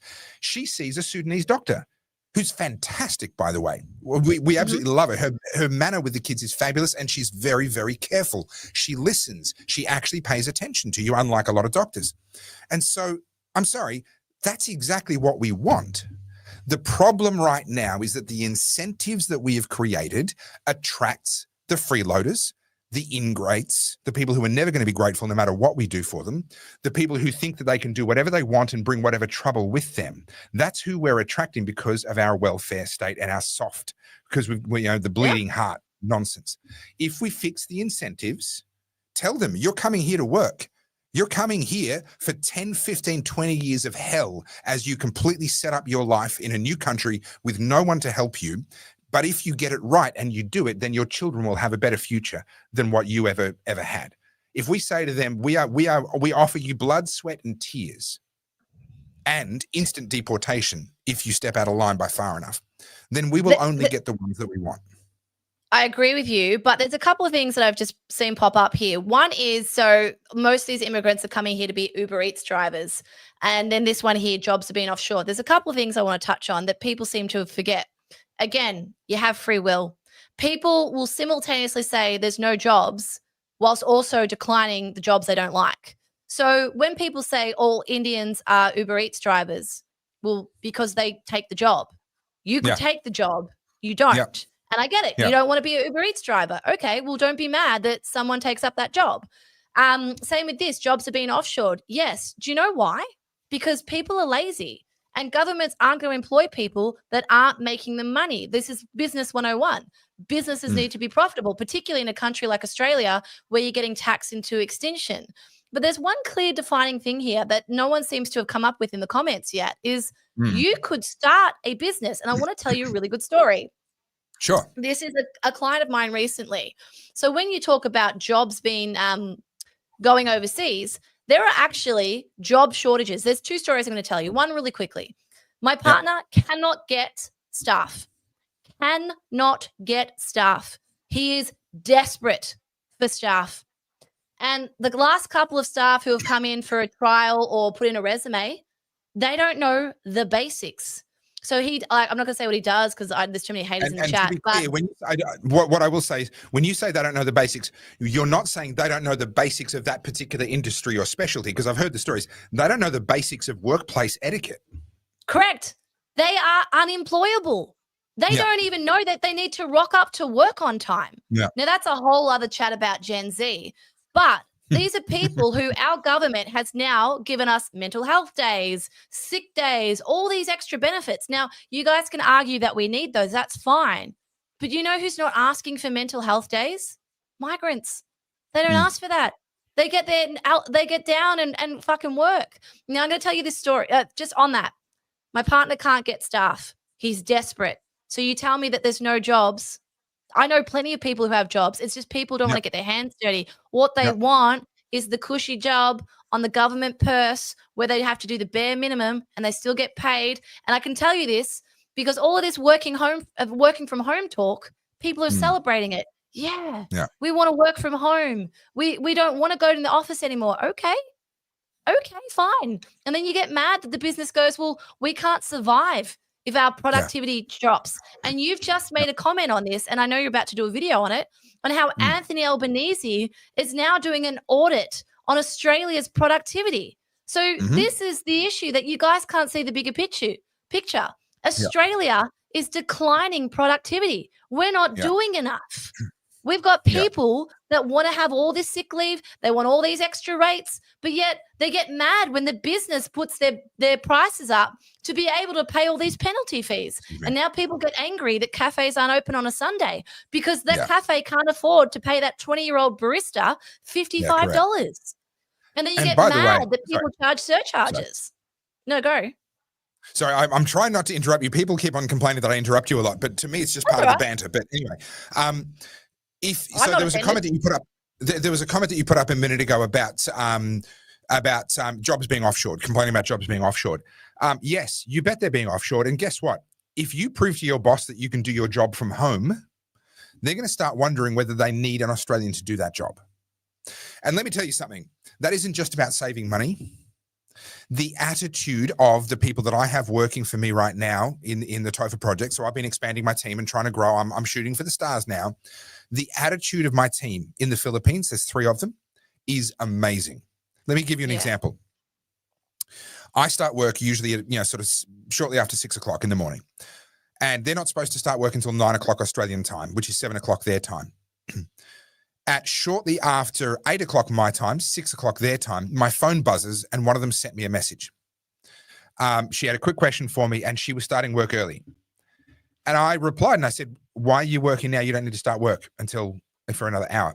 And she said, I wasn't happy with where I got to on Friday last week, so I wanted to start early to get up to where I thought I was going to, I wanted to be on Friday. That was just an automatic thing. Then come 9 o'clock, I have a group video call. It's a Monday morning. Let's get the whole team on the video call. The other two sign on. Sorry to interrupt you. This comment, all you talk about is business and money. I'm a business owner. Thanks. Yeah, that's kind of what I do. Economics a lot. Yeah. Bye. Like, that's our channel. Bye. Yeah. So the other two log on and we're chit chatting, but the girl who checked in with me an hour earlier hadn't logged on. And I was like, maybe she thinks she doesn't need to get on this particular call. So I sent her a message and said, hey, can you jump on the call? I just want to get the whole team together. We're just going to have a chat about our weekend and what do we do? What do we get up to? And, touch base and, sort of touch grass, so to speak, as a team. And so she logged on because she'd misunderstood. She logged on and she was in essentially an open air bus that they have in the Philippines. It's a little motorized scooter outdoors. And she showed me the bus was being driven through floodwaters about that deep. And she said, I'm so sorry. I'm moving to an internet cafe because the internet at my apartment dropped out because of these floods. Now, you tell me what Australian worker is going to log on an hour early on a Monday just because she wasn't happy where she got to on the Friday, then is going to have the internet in her building drop out at a time when there are floods in the streets around her house. And her decision, her automatic decision without me saying a damned thing is, I better get down to an internet cafe so I can get some work done today. It's not just about the money. Yeah. They are grateful. They are not entitled. They recognize that they get paid because they are productive and they add value to the business, and they're focused on doing that. That's why jobs are getting offshored. Yeah. It's not just about the money. So unfortunately, a lot of people are sitting there going, oh, yeah, I get to work from home. And the very next month is going to be, oh, dear, I've lost my job. Yeah. Just this comment here, Carly, have you ever done business with Indians? Yes, a lot of business, actually. They pay really well and they usually pay cash. So thank you for that. And they spend a lot with my partner. They spend a lot of money. So, yeah, we take business from anyone. You know who doesn't ask for a discount? A lot of the migrants. Aussies, though, they'll bleed you dry. I'm so mindful. Just on that, okay, yeah. But then after you say whatever you got to say, we're going to get back to some of these super chats because I don't think we've put them up for a little while. No, we haven't. Sorry. So I just want to tell you this story. And this is a story for all of you Australians watching right now who think it's impossible to start a business in Australia, who think everything's going against you. And yeah, I'm a business owner. My partner's a business owner. Topher's a business owner. Trust me, we get it. That's all I spoke about during COVID. So I want to tell you of a story about a man who came from Brazil to Australia just 2.5 years ago. He lived in the slums. What do they call it? In Brazil, favela. The favela. Favela. He's from there, right? Dirt poor, nothing. Came to Australia with his wife. Didn't speak a word of English, not a word, and came here just as everyone was coming out of lockdown and all that sort of stuff. And he made it his mission to learn English as quickly as possible. Now, obviously, he had to get a job. So the only job he could get was as a cleaner because he couldn't speak English. And he happened to find a cleaning agency that was run by a Portuguese man, and he got a job. And his job was to literally go around Melbourne and clean a lot of the public toilets. Now, that is a job I guarantee most of you guys in the chat wouldn't do. Just on this one here, here's a sob story. You tell me, would you do this job? Because I bet you fucking wouldn't. I love trolling these people. They're like, meh. And I'm like, yeah, but as soon as you had to do the thing, you'd be like, oh, no, I can't do that. That's against, Anyway. That's beneath me. So, you know those toilets that are fully self-contained and they're meant to wash themselves and all that? Well, they still do get cleaned. So that was his job. And you can imagine some of the shit he saw, literally, gross. So he was working for this company for a little while and he realized that there was some issues with the company. He wasn't able to get good communication back and forth, and it was very disorganized, and he was getting frustrated because he couldn't do that, right? He wasn't the business owner. And the business owner, for whatever reason, wasn't running the business great and was struggling. And then my friend, the Brazilian guy, said, I'm going to try and do this myself. And so he started a business with just him and his wife. And he went to local businesses and said, I'm a cleaner. And he started earning, shit money, and slowly. And then sure enough, as he's doing that, he's watching as much as he can to learn English. He speaks all right English, but like it's broken, obviously. Yeah. But relatively good for someone who's only learned it for like, a couple of years. 2.5 years, yeah. So he took an opportunity where he saw a hole in the market and went, I'm going to build a business. And this is literally in the last 2 years. How much do you reckon he turned over this year so far? So what are we? 18th of August this year. Okay, so give me 2 clues because I know that cleaning can be lucrative. Does he still work by himself? No. Okay, so he's got staff. Okay, so that allows him to scale a lot further. And has he branched out of commercial, or is he still just doing commercial? He is only doing commercial, but they are looking at doing residential. Yeah. Okay, commercial's where the real money is. So that was actually a question to see whether he'd had to kind of go low in the market. If he's just doing commercial, I'm gonna hazard a guess that he's turned over $1 million. Keep going. 2 million? Keep going. 5? 4.5. Good on him. that's a you shit guys tell me business. there's not opportunities in this country. And do you know what he said? Yeah. This is the thing. Because I was like, all right, tell me, because these are the stories I hear when I'm photographing people. So we're going back and forth. And I was like, all right, so how did you get there? What did you do? And I'm an entrepreneur, and I know you guys hate the business chat, but that's kind of what I talk about. So whatever. Yeah. Anyway. Yeah. So, and he said to me, he's like, he would go to the big office buildings or the big companies where they had, they just needed someone to go in there and empty the bins, wipe things down, clean the benches in the communal areas. And he's like, a lot of the Australian companies do the absolute bare minimum because what they want, they go in there promising everything. They get these companies on a retainer and then the service drops because that's how you run a big business. So he went into these places saying, I can do this, this, and this, and this. And he built a system. So he started building this it's not an app, but like a system where he was able to track the workers and make sure that they hit all the things. And something as simple as if there's 20 dustbins that need to be emptied, he made sure all 20 got emptied and he'd count them. Which not everyone does. It was attention to detail. That's how we got the tenders. And so now he was able to go for bigger and bigger tenders, and now he works for some really big office towers in the city. And that's where obviously it's quite lucrative. But those companies already had cleaners. He was able to take the business by just doing the 1%ers, which is brilliant. Like, I love those stories, and anyone could do that. After we look at some super chats, I want to talk about culture, because that's one thing people might go, oh, Topher, fine, the numbers, we should be able to build fast enough, blah, blah, blah. But it's about culture. So I definitely want to get there tonight. But we've got some very, very patient super chatters that have been waiting for a very long time. Found Hope says a very large number of residential property being purchased by private equity firms, super funds, and other big companies since 2008. Would forcing the sale of these and banning future ownership to only citizens help? So I would argue that this is another example of something that, yes, would help the symptoms in the short term, but doesn't fix the underlying problem. The reason why big investment firms are getting into property is because government is artificially restricting supply so that values are pretty much guaranteed to always climb. In America, for example, it's not a guarantee that if you buy a house, it's going to go up in value. Because they don't really restrict land release and they allow the market to just kind of sort it out. The values of properties, if you happen to buy in an area that then becomes fashionable, yes, you can get some huge capital growth. But actually, by and large, housing values just kind of plod along for most of the US, most of the time. There are some moves now and then.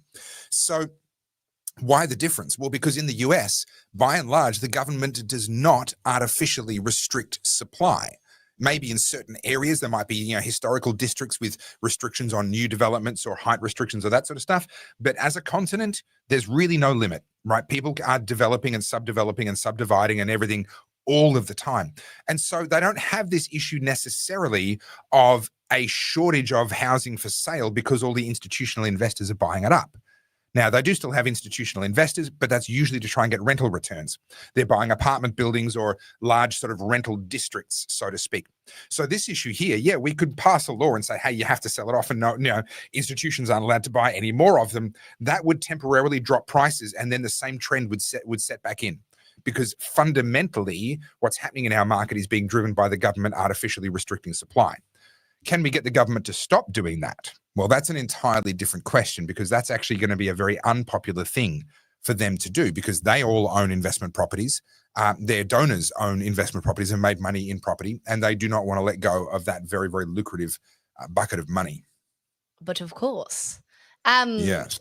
We've got a couple of super chats, but I just want to check. Guys, are you that jaded that you just can't handle a story for longer than a second? Like, your attention spans have been rotted by social media. We're allowed to tell a story that's, Rob, I apologize that we're not doing like little TikToks for you. Yeah. Rob, you would not have survived my slow chats during COVID. Trust me. Actually, there's a lot of new people on this chat, but this is actually a big part of my research, is looking at what the social media algorithms are doing to us. Now, obviously, I'm looking particularly at beauty standards, but the data's the same thing. The way they are rewiring our brains so that we actually don't have attention spans. This is all very deliberate, right? The great thing is that our brains are very plastic the whole way through our lives, so we can relearn and unlearn, which is wonderful. But the way, like, we are being programmed to only be able to handle 5 to 10 to 15-second clips of social media. We actually can't handle. And a good example of this is the music industry. Most young people now I know there's going to be a lot of people going, well, I don't do that. Well, maybe it doesn't target you, but a lot of young people now only know clips of songs. They don't know a full song. They only ever hear the bridge or the chorus in a TikTok. That's where we're at now. People can't actually take on anything longer than that. That's all part of the study. It's very interesting. Yep. So I don't actually know what primal on Nostr is. Sorry, I'm not a tech guy at all. I am 44 years old going on 80.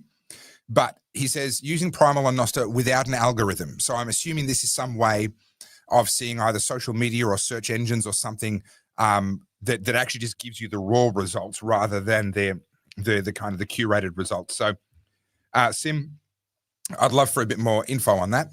Sorry, I can't give you anything insightful. Carly, can you? No, sorry, I wasn't familiar with that. We have a really big super chat here. Are you pulling it up or am I? Okay, let me get through this one first. Don't worry, Carl's a lot of left-wing trolls on here tonight with nothing better to do. They never have anything better to do. I don't actually think they're left-wing guys. I think they're the opposite. I think they're the right-wing ones. Oh, no, there are some fascists really angry at us too, but that's just part of the course. Do you know what, though? Yeah. G says this to me all the time. He goes, you're over target if you're really upsetting both sides. I'm like, well, yeah, and another way to say the same thing is if you throw a rock, the dog that barks is the one that got hit, right? So I threw a rock at the protest organizers, and the dog that barked was the Noticer, which is the fascist newspaper in Australia. And the guy that wrote the hit piece against me has been arrested for his activities with the National Socialist Network, the neo-Nazis in Australia. So I threw a rock and the neo-Nazis barked. Just saying. Yeah. I'm sorry, guys. So you never see me standing with them, so cry about it. Yeah. All right. So which one were you going to bring up? You go for it. This one here. But this guy's been trolling me all night, so I'm very confused by this super chat.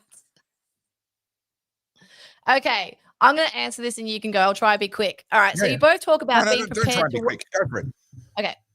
You both talk about people being prepared to work for nothing without a union. We would be working 7 days a week and children would be employed as minors. Remember that. Why do you guys take everything to the extreme? I say something like, the majority of people are unproductive at work, and you think I mean we need children going and mining cobalts. Like, did I say that? I don't understand this way of thinking. She disagreed with me. She must mean this. Like, chill out. Fucking hell.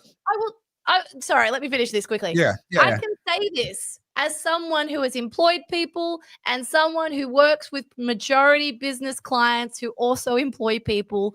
Unfortunately, a lot of people want to do the bare minimum. And I talk about this a lot, and I know there's a lot of new people on this chat who may have not listened to the podcast before.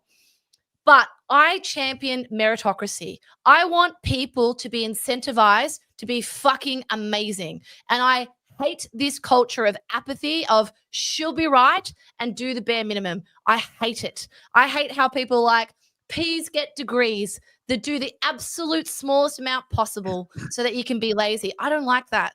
I loved it when we were proud of whatever job I don't give a fuck what your job is. Just be fucking proud and put your effort into it. You know, like whether you're a chippy, whether you're someone that's an engineer, whether you're a doctor, a photographer, I don't care what you do. Just be good at it. Have passion. And I miss passion. I feel like most people now rock up to get a paycheck and piss off. And I talk about a little project that I'm doing. This is tangent time. You ready? Go for it. Tangent time. Oh, I've got a strep in my mouth. I nearly spat it. Hang on. Don't joke. Wardrobe malfunction. Wardrobe malfunction. All right, we ready? Tangent time. Tangent time. Tangent time. Go for it. For those who are new here, that'll make no sense. I talked about a little project that I'm working on, and I've called it Chicken in the Noodle Aisle. And this is where I get all arty-farty wanker, so fuck the comments are going to go off the chain now. This project is something that I have just been interested in because I hate laziness, right? So I go to different supermarkets. I'm a bit of a supermarket slut. I'll go to Aldi, I go to Woolies, go to Coles. Don't always go to the same one either. I go to the one that's closest to me because it just makes more sense. Yeah. And one day I was supermarket you love the supermarket you can go to. Is that how that works? Well, I'm just like, well, the Woolies is there. I'll just go there. Whereas G's the opposite. It's like, let's go to the one that we always go to. I'm like, there's one right there. Anyway. I'm with G. Well, look, I like to be multicultural with my supermarket.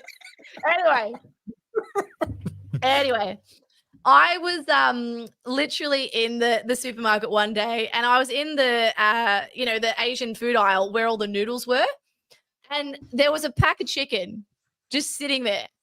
And I looked at it, and I think it was like Hokkien noodles or something, and there's like chicken breasts. And I was like, oh, there's chicken in the noodle aisle. And then I was like, that's funny. Haha. Anyway, I took a photo because I'm a photographer. Yep. I don't know if you guys know this. There's a lot of new people here. That's literally what I do. I take photos. Anyway, I took a photo, didn't think much about it. And then the next day, I was back at the supermarket again because I'm also one of those people that goes to the supermarket every fucking day. I don't know why. It's just one of those ill fates that I have to deal with. Went to the supermarket and I saw a bag of cat litter in, I think it was the chocolate aisle. And I was like, that's a peculiar one. Like, oh, wow, I have to weigh up between chocolate or cat litter. Okay. And I know you've told the story where you saw broccoli in the chocolate aisle. Anyway, so my point is, I was seeing all these displaced objects across the supermarket. Now, for those of you who don't know, the supermarkets have to throw out the perishables. It doesn't matter how long it's been there. If the chicken's in the dry area, they're going to throw it out. And it just got me thinking, because once you notice something, it's the, what do you call it? The reticular activated system. You just keep seeing the same thing. Yeah. So you think of a red car, then you only see red cars. That's the part of your brain that notices those patterns. And so I was like, okay, I keep seeing this. I'm just going to start taking photos because I just thought it was funny. I was going to do nothing with it. Anyway, it's now gotten to the point where I have hundreds of photos across multiple supermarkets of just laziness, milk left in the toilet paper aisle, like random things. Oh, my favorite at the moment, I've seen this way too many times now, is people go to the donut section, pick up the Krispy Kremes, eat two, and then discard the rest of the packet in the supermarket, right? They're just helping themselves. So I presented this to a very established art person like last week who was in my, it was a guest lecturer. I said, I've got this funny project. What do you think of this project? And he's like, are you joking? This could be the part of a huge exhibition on inherent laziness. Like, you could write a PhD on this. And I'm laughing because that's where this started. It was just, I was noticing the laziness. And now I can't unsee it, just how lazy we are across the board. And I know people feel like I'm lecturing them. But, this is the thing. When you look at people doing the absolute bare minimum and then we turn around and look at each other going, why is Australia this way? We'll give you another example. Every time you drive past a construction site and you see the person with the stop, start or stop, go, whatever it is, how many of the times do you look at them and they're on their phone, right? We've got 19 people sitting there so that two guys can dig a hole and the person holding the stop and go signs like sitting here scrolling TikTok. right? Yeah. They're not actively engaged in their job. I'm not saying that's not a difficult job. I've never done it, can't comment. What I'm saying is, for the most part, even when people are at work, they're checked out. Now, if I was Yeah. a business owner, I'd be like, hey, you person that I'm paying to do a job, you're spending all your time on social media. I'm not paying you to do your job, to not do your job. And so here, old mate Stephen, I appreciate the super chat and I'm grateful for it. But like, stop thinking in such extremes. Like, it's not unfair for a business owner to expect the staff that's well remunerated for what they're doing to do the job. I'm not saying you have to be a slave. I'm not saying you should work 100-hour week and you keep putting words in my mouth. That's not what I said. What I'm saying is you should have pride in your work and feel proud of the effort you made that week. And if you don't feel proud, perhaps you're in the wrong job. Perhaps you're resenting that job and you need to find a different job. And you tell me, oh, there are no jobs. Everyone seems to find an excuse for every other thing except accountability and looking in the mirror. And if you don't like that, fucking cry about it. Don't watch the live stream. All right. There you go. You've been served by Carly. Let me give my 2 cents worth on this. Stephen, I'm deeply disappointed that you would suggest employing children. Employing implies that I would pay them, and that is an absolutely reprehensible concept. No, Topher has 3 at home that are currently his slaves. That's right. So you both talk about people being prepared to work for nothing. Neither of us have talked about that. Without a union. Also, neither of us have talked about that. As a libertarian, I absolutely believe in freedom of association, which means if you want to unionize with other workers in your industry because you believe that's the best way forward, you absolutely have the right to do that. The only area where I would draw a line is at mandatory, right? It should never be made mandatory in order to participate in an industry or in a given work site to be a member of the union. For as long as it's voluntary, I've got no issue with unionism. Right? None whatsoever. So I think that's kind of, you're hearing certain things, and oftentimes people think in terms of a basket of goods. This is where a lot of people have made mistakes with me, obviously, when it comes to the immigration side of things.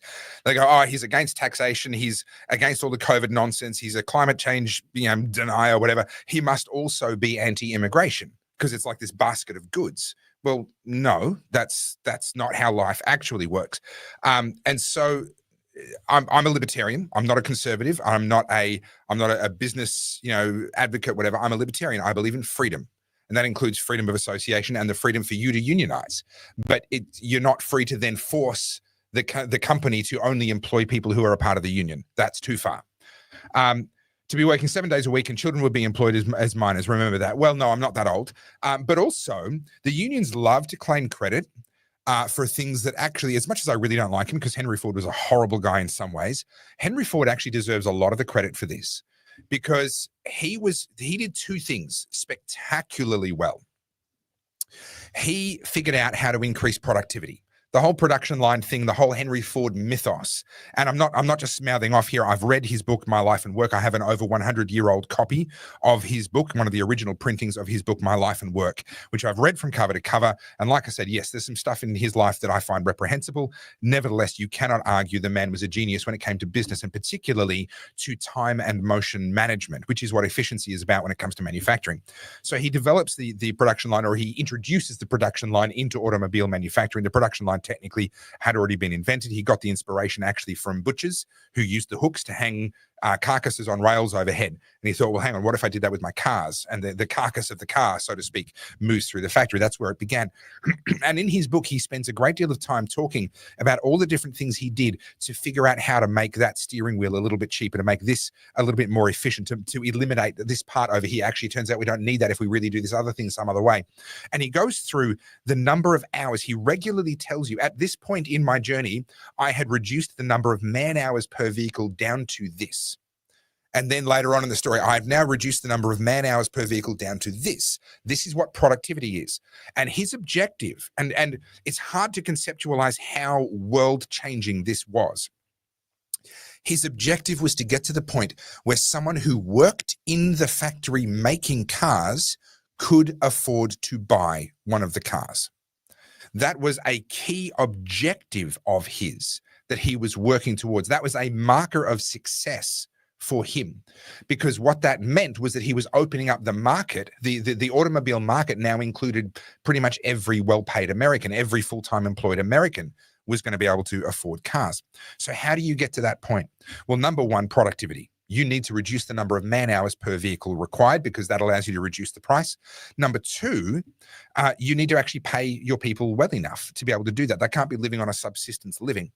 And he very quickly realized that as his factories got bigger, like the Ford factory became it was a suburb in and of itself, employed, I'm not going to say numbers, but it was vast numbers of people, in the tens of thousands of people employed there.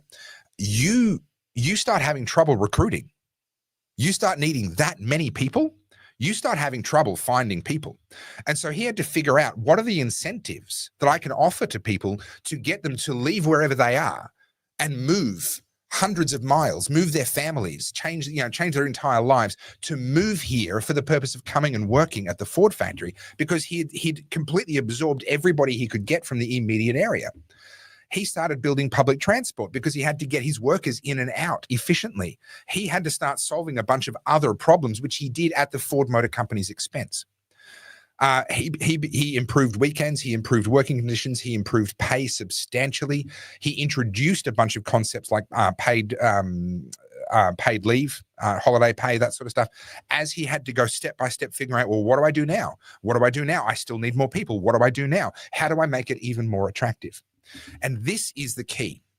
If we can have this symbiotic relationship between workers becoming more efficient, more productive per hour, and employers having successful businesses that need more workers because the business is going really well, therefore they have to keep improving the conditions, that's where you get a radical improvement in the quality of life of workers.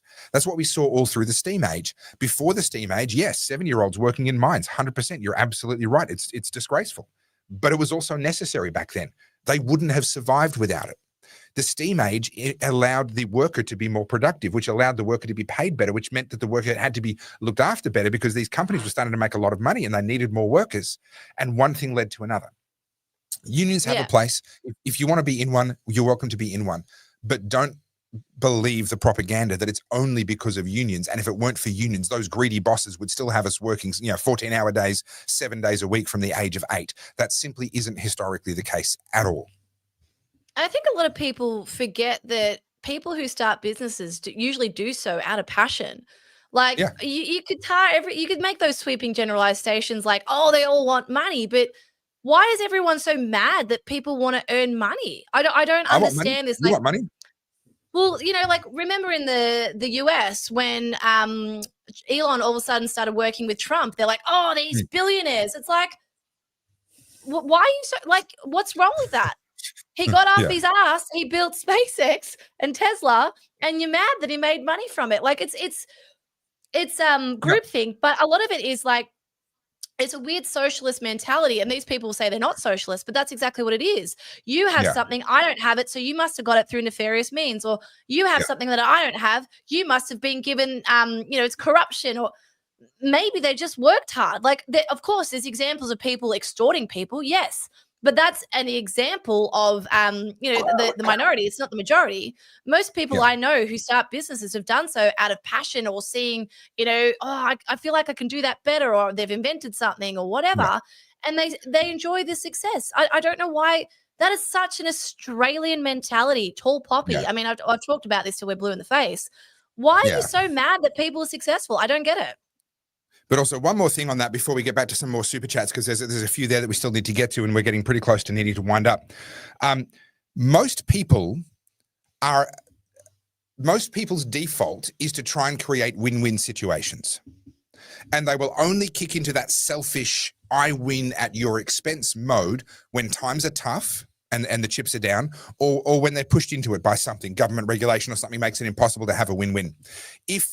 For most people, including most business owners, employers, all the rest of it, if they are gaining from a transaction, they're happy, to leave a little bit on the table so that the other side gains as well, because that leads to repeat business, it improves culture, it makes people happier. The situation where that doesn't happen is where you have a situation like in Australia, where the government is taking a massive chunk out of the middle of every person's pay packet.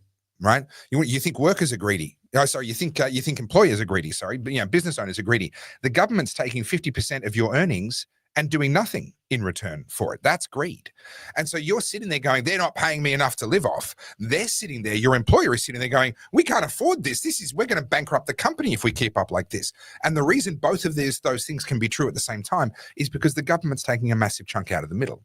If we deal with government, all of these other problems go away. Government is the heart of the immigration issue, which is obviously what the main topic was for the first hour and a half of this podcast. But it's also the solution to pretty much every other problem. Deal with government and the other problems fix themselves.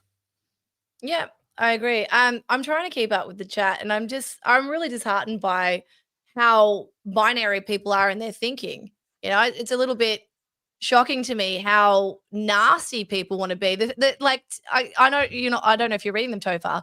Everything's an insult about how I look or how I speak. Okay, you don't agree with me. So you got to sit there and fucking insult how I look? Like, grow up. So Carly, that little button that you showed me a while ago, starred comments that brings up the super chats. Yes. I clicked on that. And I can see that there's 2091, 2093 other comments that have popped up in the other tab that I haven't looked at. 2096. This is the thing. So this is a discipline that I've had to really build. It's very easy to get sucked in and be like, everything's shit. Oh, it's fine. Everything's shit. Oh, it's fine. Everything's shit. It's actually a nice day. Right? It's so easy to do that. And this is just another example of that. Now let's get through some super chats, shall we? All right. To be fair, though, it is pretty hard to have a decent conversation on a topic with a they, them pronoun advocate or someone who has a poor grasp of the English language. Yep. Obviously, common language is going to help you to communicate with people. But at the same time, you know, I communicate with my 2-year-old pretty well and she doesn't have much English. So, you know, there's always that. I think there's a level of, you know, understanding if English isn't your first language. I hate when people talk louder. Like, a lot of these people have 2 or 3 languages under their belt. They're not stupid. They just don't know your slang. Yeah, that's right. Thanks for helping, Topherfield, Carey. Any woman that stands up for men usually gets picked on. I think Carey's meant to be Carly. Oh, Carly. Gotcha. That's me. Thanks for helping me, Carly. Any woman that stands up for men usually gets picked on. That is sadly often very true. I think I probably disagree with almost all of my closest friends on at least 20% of big issues, whether that's theological or political or social. And that's healthy. And I know Daniel personally, and we'll sit around and have cigars and sit around in different social settings and so forth and have great discussions about all kinds of areas where we don't see eye to eye. And that's healthy. That's good. That's exactly what we all need to be doing. Just on that though, like when you have disagreements with people or when you're not on the same way of thinking, it's not when you're talking to someone, people's intentions are to try and change that person's mind. You know, you can have a discussion without having to change the outcome. Like, hey, this is what I think. That's what you think. Yeah, cool. All right. Well, we disagree. That's okay. It's very normal. 100%. All right. Would you agree that multiculturalism is a failure, but multinationalism is fine? I would say it differently. I would say that multi-ethnic is fine. I've got no issue with multiple ethnicities. Every single type of DNA can come into Australia. I couldn't give a rat's. But yes, we need to ultimately come back to what are the roots of Australian society, which is what I talked about before, a belief in human rights, that the law is king, we're all subject to the same law, and ultimately live and let live and freedom, which is what that all the English Civil War, the Magna Carta and Magna Carta Mark II, which they had to get done shortly afterwards because Magna Carta I didn't last very long, the development of human rights, the Westminster system, all of that, imperfect though it most certainly is, was actually predicated on the idea that every single human being has their own inherent dignity and rights. And for as long as that's what we're coming back to, I don't care where you were born or what your DNA is and what your ancestral heritage is. That's where I'm at with that. Yeah, I agree. Here's a good one for you, Carly. You're going to love this one. I'm going to go to an event with Brad Batten and David Southwick. They're discussing crime. I'm going to ask some questions. What should I ask for yous? Well, it's not what you should ask for us, mate. It's, you know, you're going as yourself. Don't feel like you need to speak on the collective. You know, this is the thing. I think he's asking for some advice, though.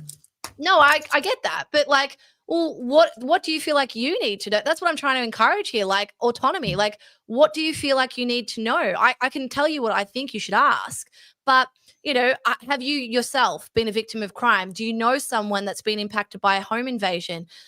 What not angle, that's the wrong way of saying it, but what what's your current thoughts on it, and why do you think it's a problem? Like for me, I talk about it because I am a victim of crime. We had a home invasion. I want to feel safe in my house. I feel very unsafe in my house, and just last week there was another home invasion around the corner. So I would say to Brad Batten, who is currently the opposition leader, is I believe this to be an election defining issue. I don't feel like the Liberals are coming out strong enough. Now, there are pockets of it, like Nicole Werner is doing a great job. But when it comes to social media, that's not a strong point for the Liberal Party. And they are notorious for just being completely off brand when it comes to things like this. I think the most important thing a sitting politician can do right now is go and talk to people in the community. Now, they'll say that they do, but they don't. Obviously, the Labor Party don't. They've got to stay on message or they get kicked out of the party. But I've met Brad. He's a nice enough guy. He used to be a police officer. I would ask him, as a former police officer, what do you feel like was the catalyst for this? What do you feel like has gotten to a point where, even though Jacinta Allen knows, because we know about it in the news every single day, there's another home invasion, there's another stabbing, whatever, why do you think Jacinta Allen feels emboldened to stand up there and gaslight us and tell us it's not that bad, or that she's taking, she's taking the steps required? Because I think that's the bigger question. Yeah. What's the incentive? Something you just said there really rings alarm bells for me, Carly. You said that he's a nice enough guy. I'm sick and tired of Liberal politicians in Victoria being nice guys. I've talked about this before with Ted Baillieu when I helped him to get elected back in the day, not on purpose. I was involved in a campaign that happened to swing a seat, and he won by a single seat. And when I asked people about him before the election, people that know him, I know people that know his family quite well, have been in Victoria for quite a long time. When I say that, I mean multiple generations. And I would ask people, what's he like? And they would, all of them, to the point that I was like, this is weird. They would go, he's a nice guy. And it was just like, over and over again, he's a nice guy. He's a nice guy. He's a nice guy. And then he gets in and you realize he's got no stomach for a fight. That's what he's a nice guy means. We don't need a Liberal Party opposition leader in Victoria who's a nice guy. I didn't mean it like that, but sure. No, I know, but I'm like, he'd better have some balls. He'd better have some fight. Like, otherwise, what are we even doing here? Well, I would ask this, like you guys would have heard me say last week, when I was at Parliament, I saw Jacinta Allen and I told her what I thought. Yes. I would ask these politicians, Jacinta Allen's got private security. She's going to be fine. She's not going to have a home invasion in her house. But who might? Her friend's kid, or like her auntie, or fucking, I don't know, her mum, right? Someone that she loves. And that person might have a machete thrown at them, or be stabbed by, or whatever, right? Then Jacinta might care. But for the most part, when it comes to these issues, most people are a little bit too removed. And that's what happened with COVID. Like, I hate talking about COVID because I just want to get over it. But the reason a lot of people didn't get up and march for COVID is because they were relatively unscathed by it. Yeah, a lot of people actually saved money during lockdown, and a lot of people quite enjoyed lockdown. And so, it's hard because you feel very impassioned about a subject and you're sitting there going, well, why doesn't everyone care? Well, it's not that they don't care. It's that they're not exposed to it, or it hasn't impacted them yet. Yeah. And, for a lot of people, they're like, well, how did Daniel Andrews get back in? Well, a lot of people thought he saved lives. And I know you don't agree with that. That's fine. But for someone else, that's their the truth to them. That's what I believe. Yep. That's the frustration thing, Yep. All right, we got to blast through some here. Okay. So Big Fella says, I'm English, Scottish convict ancestry with some Aboriginal thrown in. I married the daughter of a German immigrant. My best mate of 55 years is of Italian migrants. I have friends who are Kiwi, Fijian, and Aboriginal. I love it. Exactly. Good on you, mate. Exactly. Yep. 100%. Yeah, I'm the same. Right. My friends are all over the place. Yep. All right. So this is a good comment. You want to read this one? Immigration needs to be in line with how much we can build in the infrastructure and promote skills like building. I can get around that. I like that sentiment. I think that, as I said to Topher, and I've made my point during this live stream, I think immigration needs to be slowed down because too many things are broken simultaneously. And I think that knowing the competency of our government, they're not going to fix it. We need to eradicate some of the problems in the interim so that we can get down and fix some of the other things. I know Topher disagrees with me. And my short version disagreement is, how about we deal with why can't we even maintain our current infrastructure, let alone build new stuff? Like literally the infrastructure we have is falling apart. With or without immigration, we've got a pretty serious problem. All right. Well, you shared sorry to interrupt. You shared a photo of that incredible pothole wherever you were. I did a reel of all the potholes on the overpass at Benalla, Euroa. Yeah. Terrible road condition. So like, I at 9. Sorry? No, I was gonna say that's serious. Like someone can die from that. Yeah. But Someone on a motorbike could easily get thrown off into the path of an oncoming car. I at 9, don't apologize, mate. We appreciate it. And also respect to you. We've crossed swords a few times and, disagreed with each other a fair bit. And yet you keep coming back. If you know what cross swords means. Well, okay. So, all right. So these days it's, all right, whatever.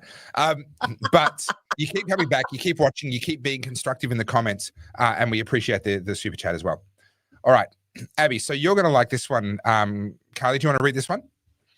I get what you're saying, Topher, but there are too many issues with our government now, and change takes time. We need to pause immigration so we can sort our own shit. I agree with Abby. I agree. The reason why I disagree is because if we were to stop immigration now, all the people that are gearing up to march would go home, and the actual problem would never get fixed. They wouldn't maintain the momentum and the passion. They'd go right back to their apathy, and the underlying problem would remain. Yeah. All right. Can I just show you this comment because it's make me laugh? Yeah. Yes, I'm a child. You are a child. All right, back to the serious stuff. It also attracts the vape shops, smoke shops, barbers, mobile phone repair, nail salons. They pay tax. They're not Australian. There's no GDP in these fronts. It's a lie agreed upon. Unfortunately, the delay has meant that we've lost the context for that comment, which might have been a very good one at that moment, but without the context for where it belonged, I've kind of lost it a little bit. Found hope. Do you want to send it again? I'll keep an eye out for your comment. Just elaborate so we know what you mean. Again, just send it through again with a bit of just a fraction more context, and Carly will keep an eye out for it. I'm going to bring it up again. There's the $300 super chat from Stephen. Thank you very much. From Daniel, I spent 15 years doing heavy labor till I ended up with a chronic lower back spinal issue. I could have gotten DSP, disability support pension. I chose to go back and learn a new skill, and I now run my own massage therapy. Now, can I talk about Daniel for a second? I've known Daniel for a couple of years now. In tough life situation, back injury, all the rest of it.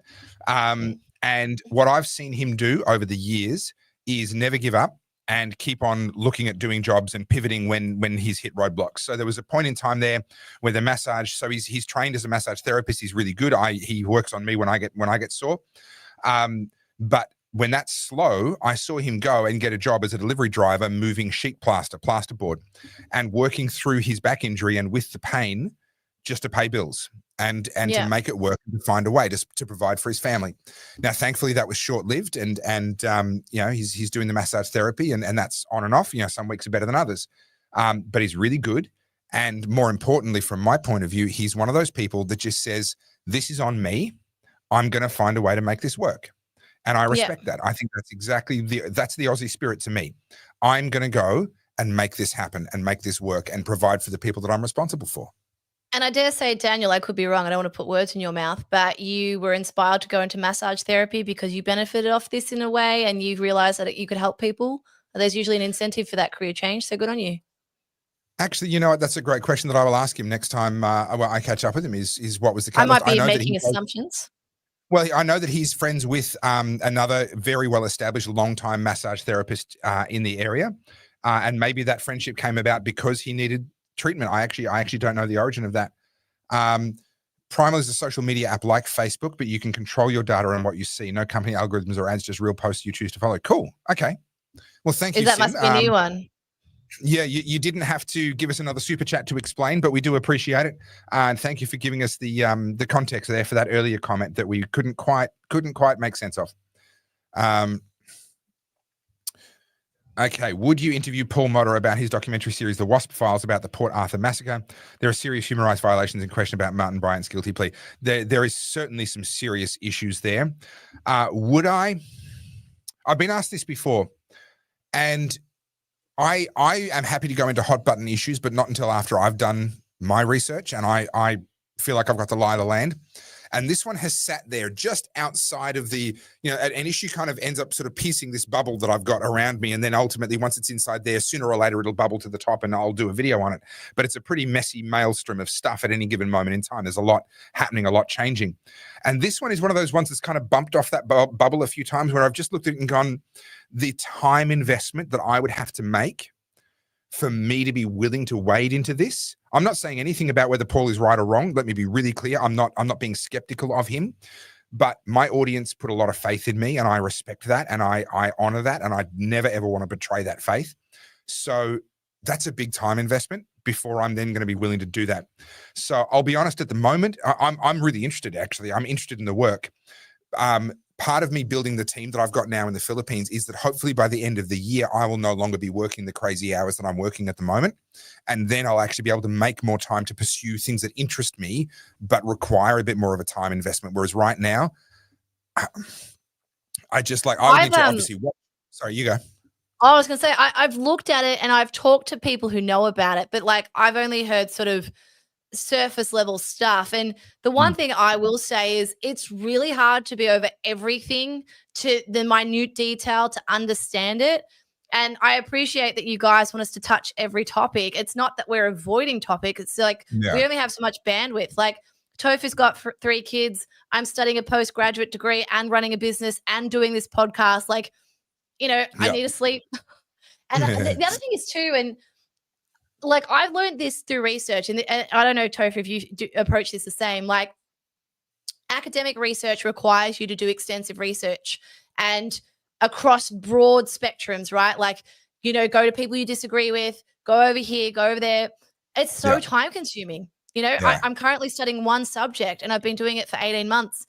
And I feel like I've only scratched the surface. So, like if there is someone out there who's doing amazing work, then like, let's let them speak because they're doing the research, The other thing on this particular issue was in the back of my mind, where each time it's kind of bumped up against that bubble, the other thought that's come into my head is this issue is going to still be there in 6 months. There are some issues that you kind of need to jump on. If you're going to make a difference, you've got to jump on it now. Whereas this is something that's going to be pretty perennial. Like this is relevant for the rest of our lives. And so there hasn't been that sense of urgency for me to prioritize it and displace other things. So the answer is actually yes. I'm actually really interested to see it myself, then do my own independent research. And then depending on where I land after that, absolutely. But it's a tomorrow thing, not a today thing, for all the reasons that I've mentioned. Can I interrupt for a second? Hang on. Sorry. So this guy gave us a $300 super chat, and has just been consistently like sledging me the whole chat. I'm so confused. I feel like I'm in a DV relationship. Well, see, I feel like that's actually a compliment. He's saying how unfortunate for the children that could have grown up with you as a wonderful mother. I mean, he did not mean it that way. You gave us the school mom treatment earlier in this episode. You really went full school mom on us. Tough love. I love it when people who don't know me get shocked that I get all fucking spicy. I'm like, at least I'm consistent. All right, I don't understand this one. No, sorry, found hope. You've lost us both. I got no idea. Left authoritarian, left libertarian, right authoritarian, and right libertarian are the 4 points of the political compass. Libertarian on its own is meaningless. No, it's not. No, it's not. Am I a left libertarian? Yes. Am I a right libertarian? Yes. Because I'm a libertarian. I believe in freedom for all. If you're not hurting somebody, you're not doing anything wrong. I don't understand. I don't understand the issue here. All right. Yeah, I believe that you should be able to grow your pot and guard your pot plantation with guns. Like we can. You should be free. It's that simple. I disagree with the premise of the comment. Cruel intentions. I'm going to start a union for everyone who's being forced to use self-checkouts at supermarkets for zero pay. Yeah, talk about slave labor. I actually said that to a lady once. So I told you this story on the podcast really quickly. I was at where was I? I can't remember. Anyway, I was at a self-checkout and that's right. You know how sometimes at Coles, there's the one at Southland, you pull your trolley up and it's still got a conveyor belt. So it's not your normal self-checkout. Yeah. It's like Yeah. a conveyor belt one and you do it yourself. Anyway, I'm the one packing the bag. So I put all my groceries up and I'm just doing my thing.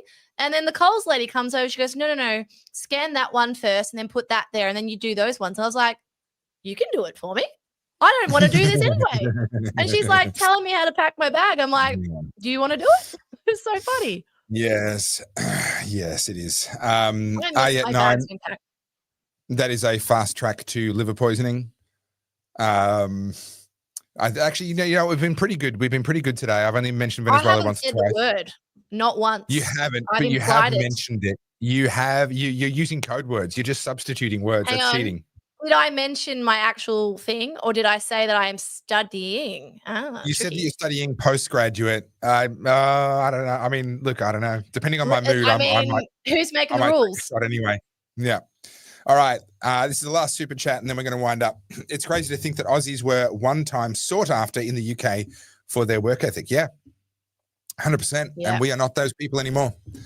And to that, do you remember back in the day that anyone who had worked at McDonald's was highly sought after because they had gone through rigorous training? Nowadays, it's not the case with McDonald's. Yeah. It's really sad. Yeah. See, I didn't know that until you told me. I still thought of it as being this place that you could go and get this amazing training. Yeah, I'm sad to hear that. Not anymore. All righty. Thank you, everyone. We have set a new record by far. We right now still have over 1,800 people watching us live, 1,823 people watching live right now, which is a new record by nearly 500 people, by about, by over 500, by about 550 people. A new record for tonight. So thank you so much for joining us. We hope that that first hour and 15 minutes or so where we were dealing with the immigration stuff, that has been helpful.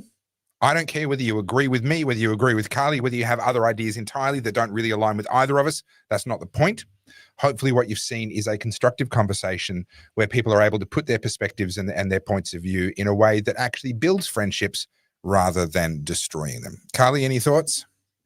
Yeah, I mean, I think this is pretty evident of a normal conversation. Like, you're allowed to get emotional, you're allowed to get worked up, but at the end of the day, like, accept that it's okay that people disagree with you. You don't have to, cut them out of your life. I mean, people did that during COVID. Didn't we learn the lesson? Oh, yeah. And I get it. There's a lot of people who, like, I'm even saying that I'm anti, like, the mass immigration and people still coming for me. I don't know what you want me to say. Shit. You can never be extreme enough for the extremes. On Ma'am One, thank you very much. That's very, very kind of you. Right at the end of the show, we thank you for that little tip at the end. We do appreciate, well, not little tip, the big tip at the end. The little tip has come from Cruel Intentions. Thank you, Cruel Intentions. We appreciate that. And it says that's why they were called McJobs. But yeah, on Ma'am One, thank you very much. We do plan to keep up the good work, and you can catch our podcast. When can people catch our podcast, Carly? Our full-length podcast is Wednesdays at 7:00, and you can watch it premiering on YouTube, and I'm always in the comments having a chat to you guys. And then Monday night at 7:30, we do this, where we talk about shit, and we hang shit on each other and you in the comments. So you're welcome. Yeah. So Abby, you're absolutely right to be a big fan of Carly's. Carly, you're my new love. This is in this crazy political world. Thank you for the sacrifices you made during COVID. Yeah. You know what, Carly? There's actually a lot of people that aren't going to know your story as we go forward, as we build a bigger and bigger audience in this. At some point in time, you and I are probably going to have to do like an Origins episode. I call it my villain origin story. Yeah. Super villain origin story, where we actually just talk about how it all began and where we started and why we ended up where we are. But that's not going to be right now because it's well and truly after finishing time. Any final thoughts, Carly, before we bail out? The chat did descend into chaos for a while there, but that's okay. And it's hard. And I know this will happen. I'm sure you feel the same on your YouTube. You used to, like, your crew, what did we call everyone? What did they call themselves? The Oddies? The Oddies, yeah. And, like, you know the regular usernames, the people, and they've got context because they've been there since the beginning. You're the OGs. And then you start to grow, and then there's people who haven't listened to the other 31 podcasts that we've done that go for 3 hours and have all the context and, and know why we do tangent time. And it's like, it's weird, right? Because Yeah. people are coming in, they're like, what the fuck are these people talking about? I'm like, wow, you kind of had to be there, you know? Yeah, you kind of had it. It was funny at the time. All right. So, guys, you can help out the show with super chats on a Monday night. We love that. Thank you so much. Super chats on the Wednesday night. Well, Carly's in the comments. We also appreciate those a lot, of course. You can also head to goodpeoplebreakbadlaws.com. That is my website, soon to be completely redeveloped, courtesy of Carly, by the way. Goodpeoplebreakbadlaws.com. There you will find my merch, but also, more importantly, you will find the Oddcast merch, the t-shirts, the hoodies, designed by Carly. Yeah. While we're here, may as well show everyone. Yeah, show everyone. Let's do it. Have a squiz. Let's do it. You know, we've got them all. We've got Stay on Tangent, an ode to Star Wars or something. I don't know. That goes over my head. We've got This Is All Just a Simulation, right? Which against popular, against your opinion, Topher, it's quite popular. My opinion, it has been very popular, yeah. And then, of course, the OG. Click on that one. Click on that one. Yeah, there we go. Tangent Time. That looks with a DeLorean. Sweet. The colors pop off that like you wouldn't believe. And underneath the Oddcast, what it says is, where we're going, we don't need plans, which is obviously a nod to Back to the Future, but it is also exactly how we roll here at the Oddcast. I love this. Like, when's Carl starting an OnlyFans, mate? You wish. You don't have deep enough pockets. Just saying. That's funny. All right, so good people break bad laws, grab some merch, and we will see you at the next episode at the Oddcast HQ on YouTube. Make sure you're a subscriber at the Oddcast HQ. Most excellent. And yeah, on that note, we're good. Peace out. Button pressed.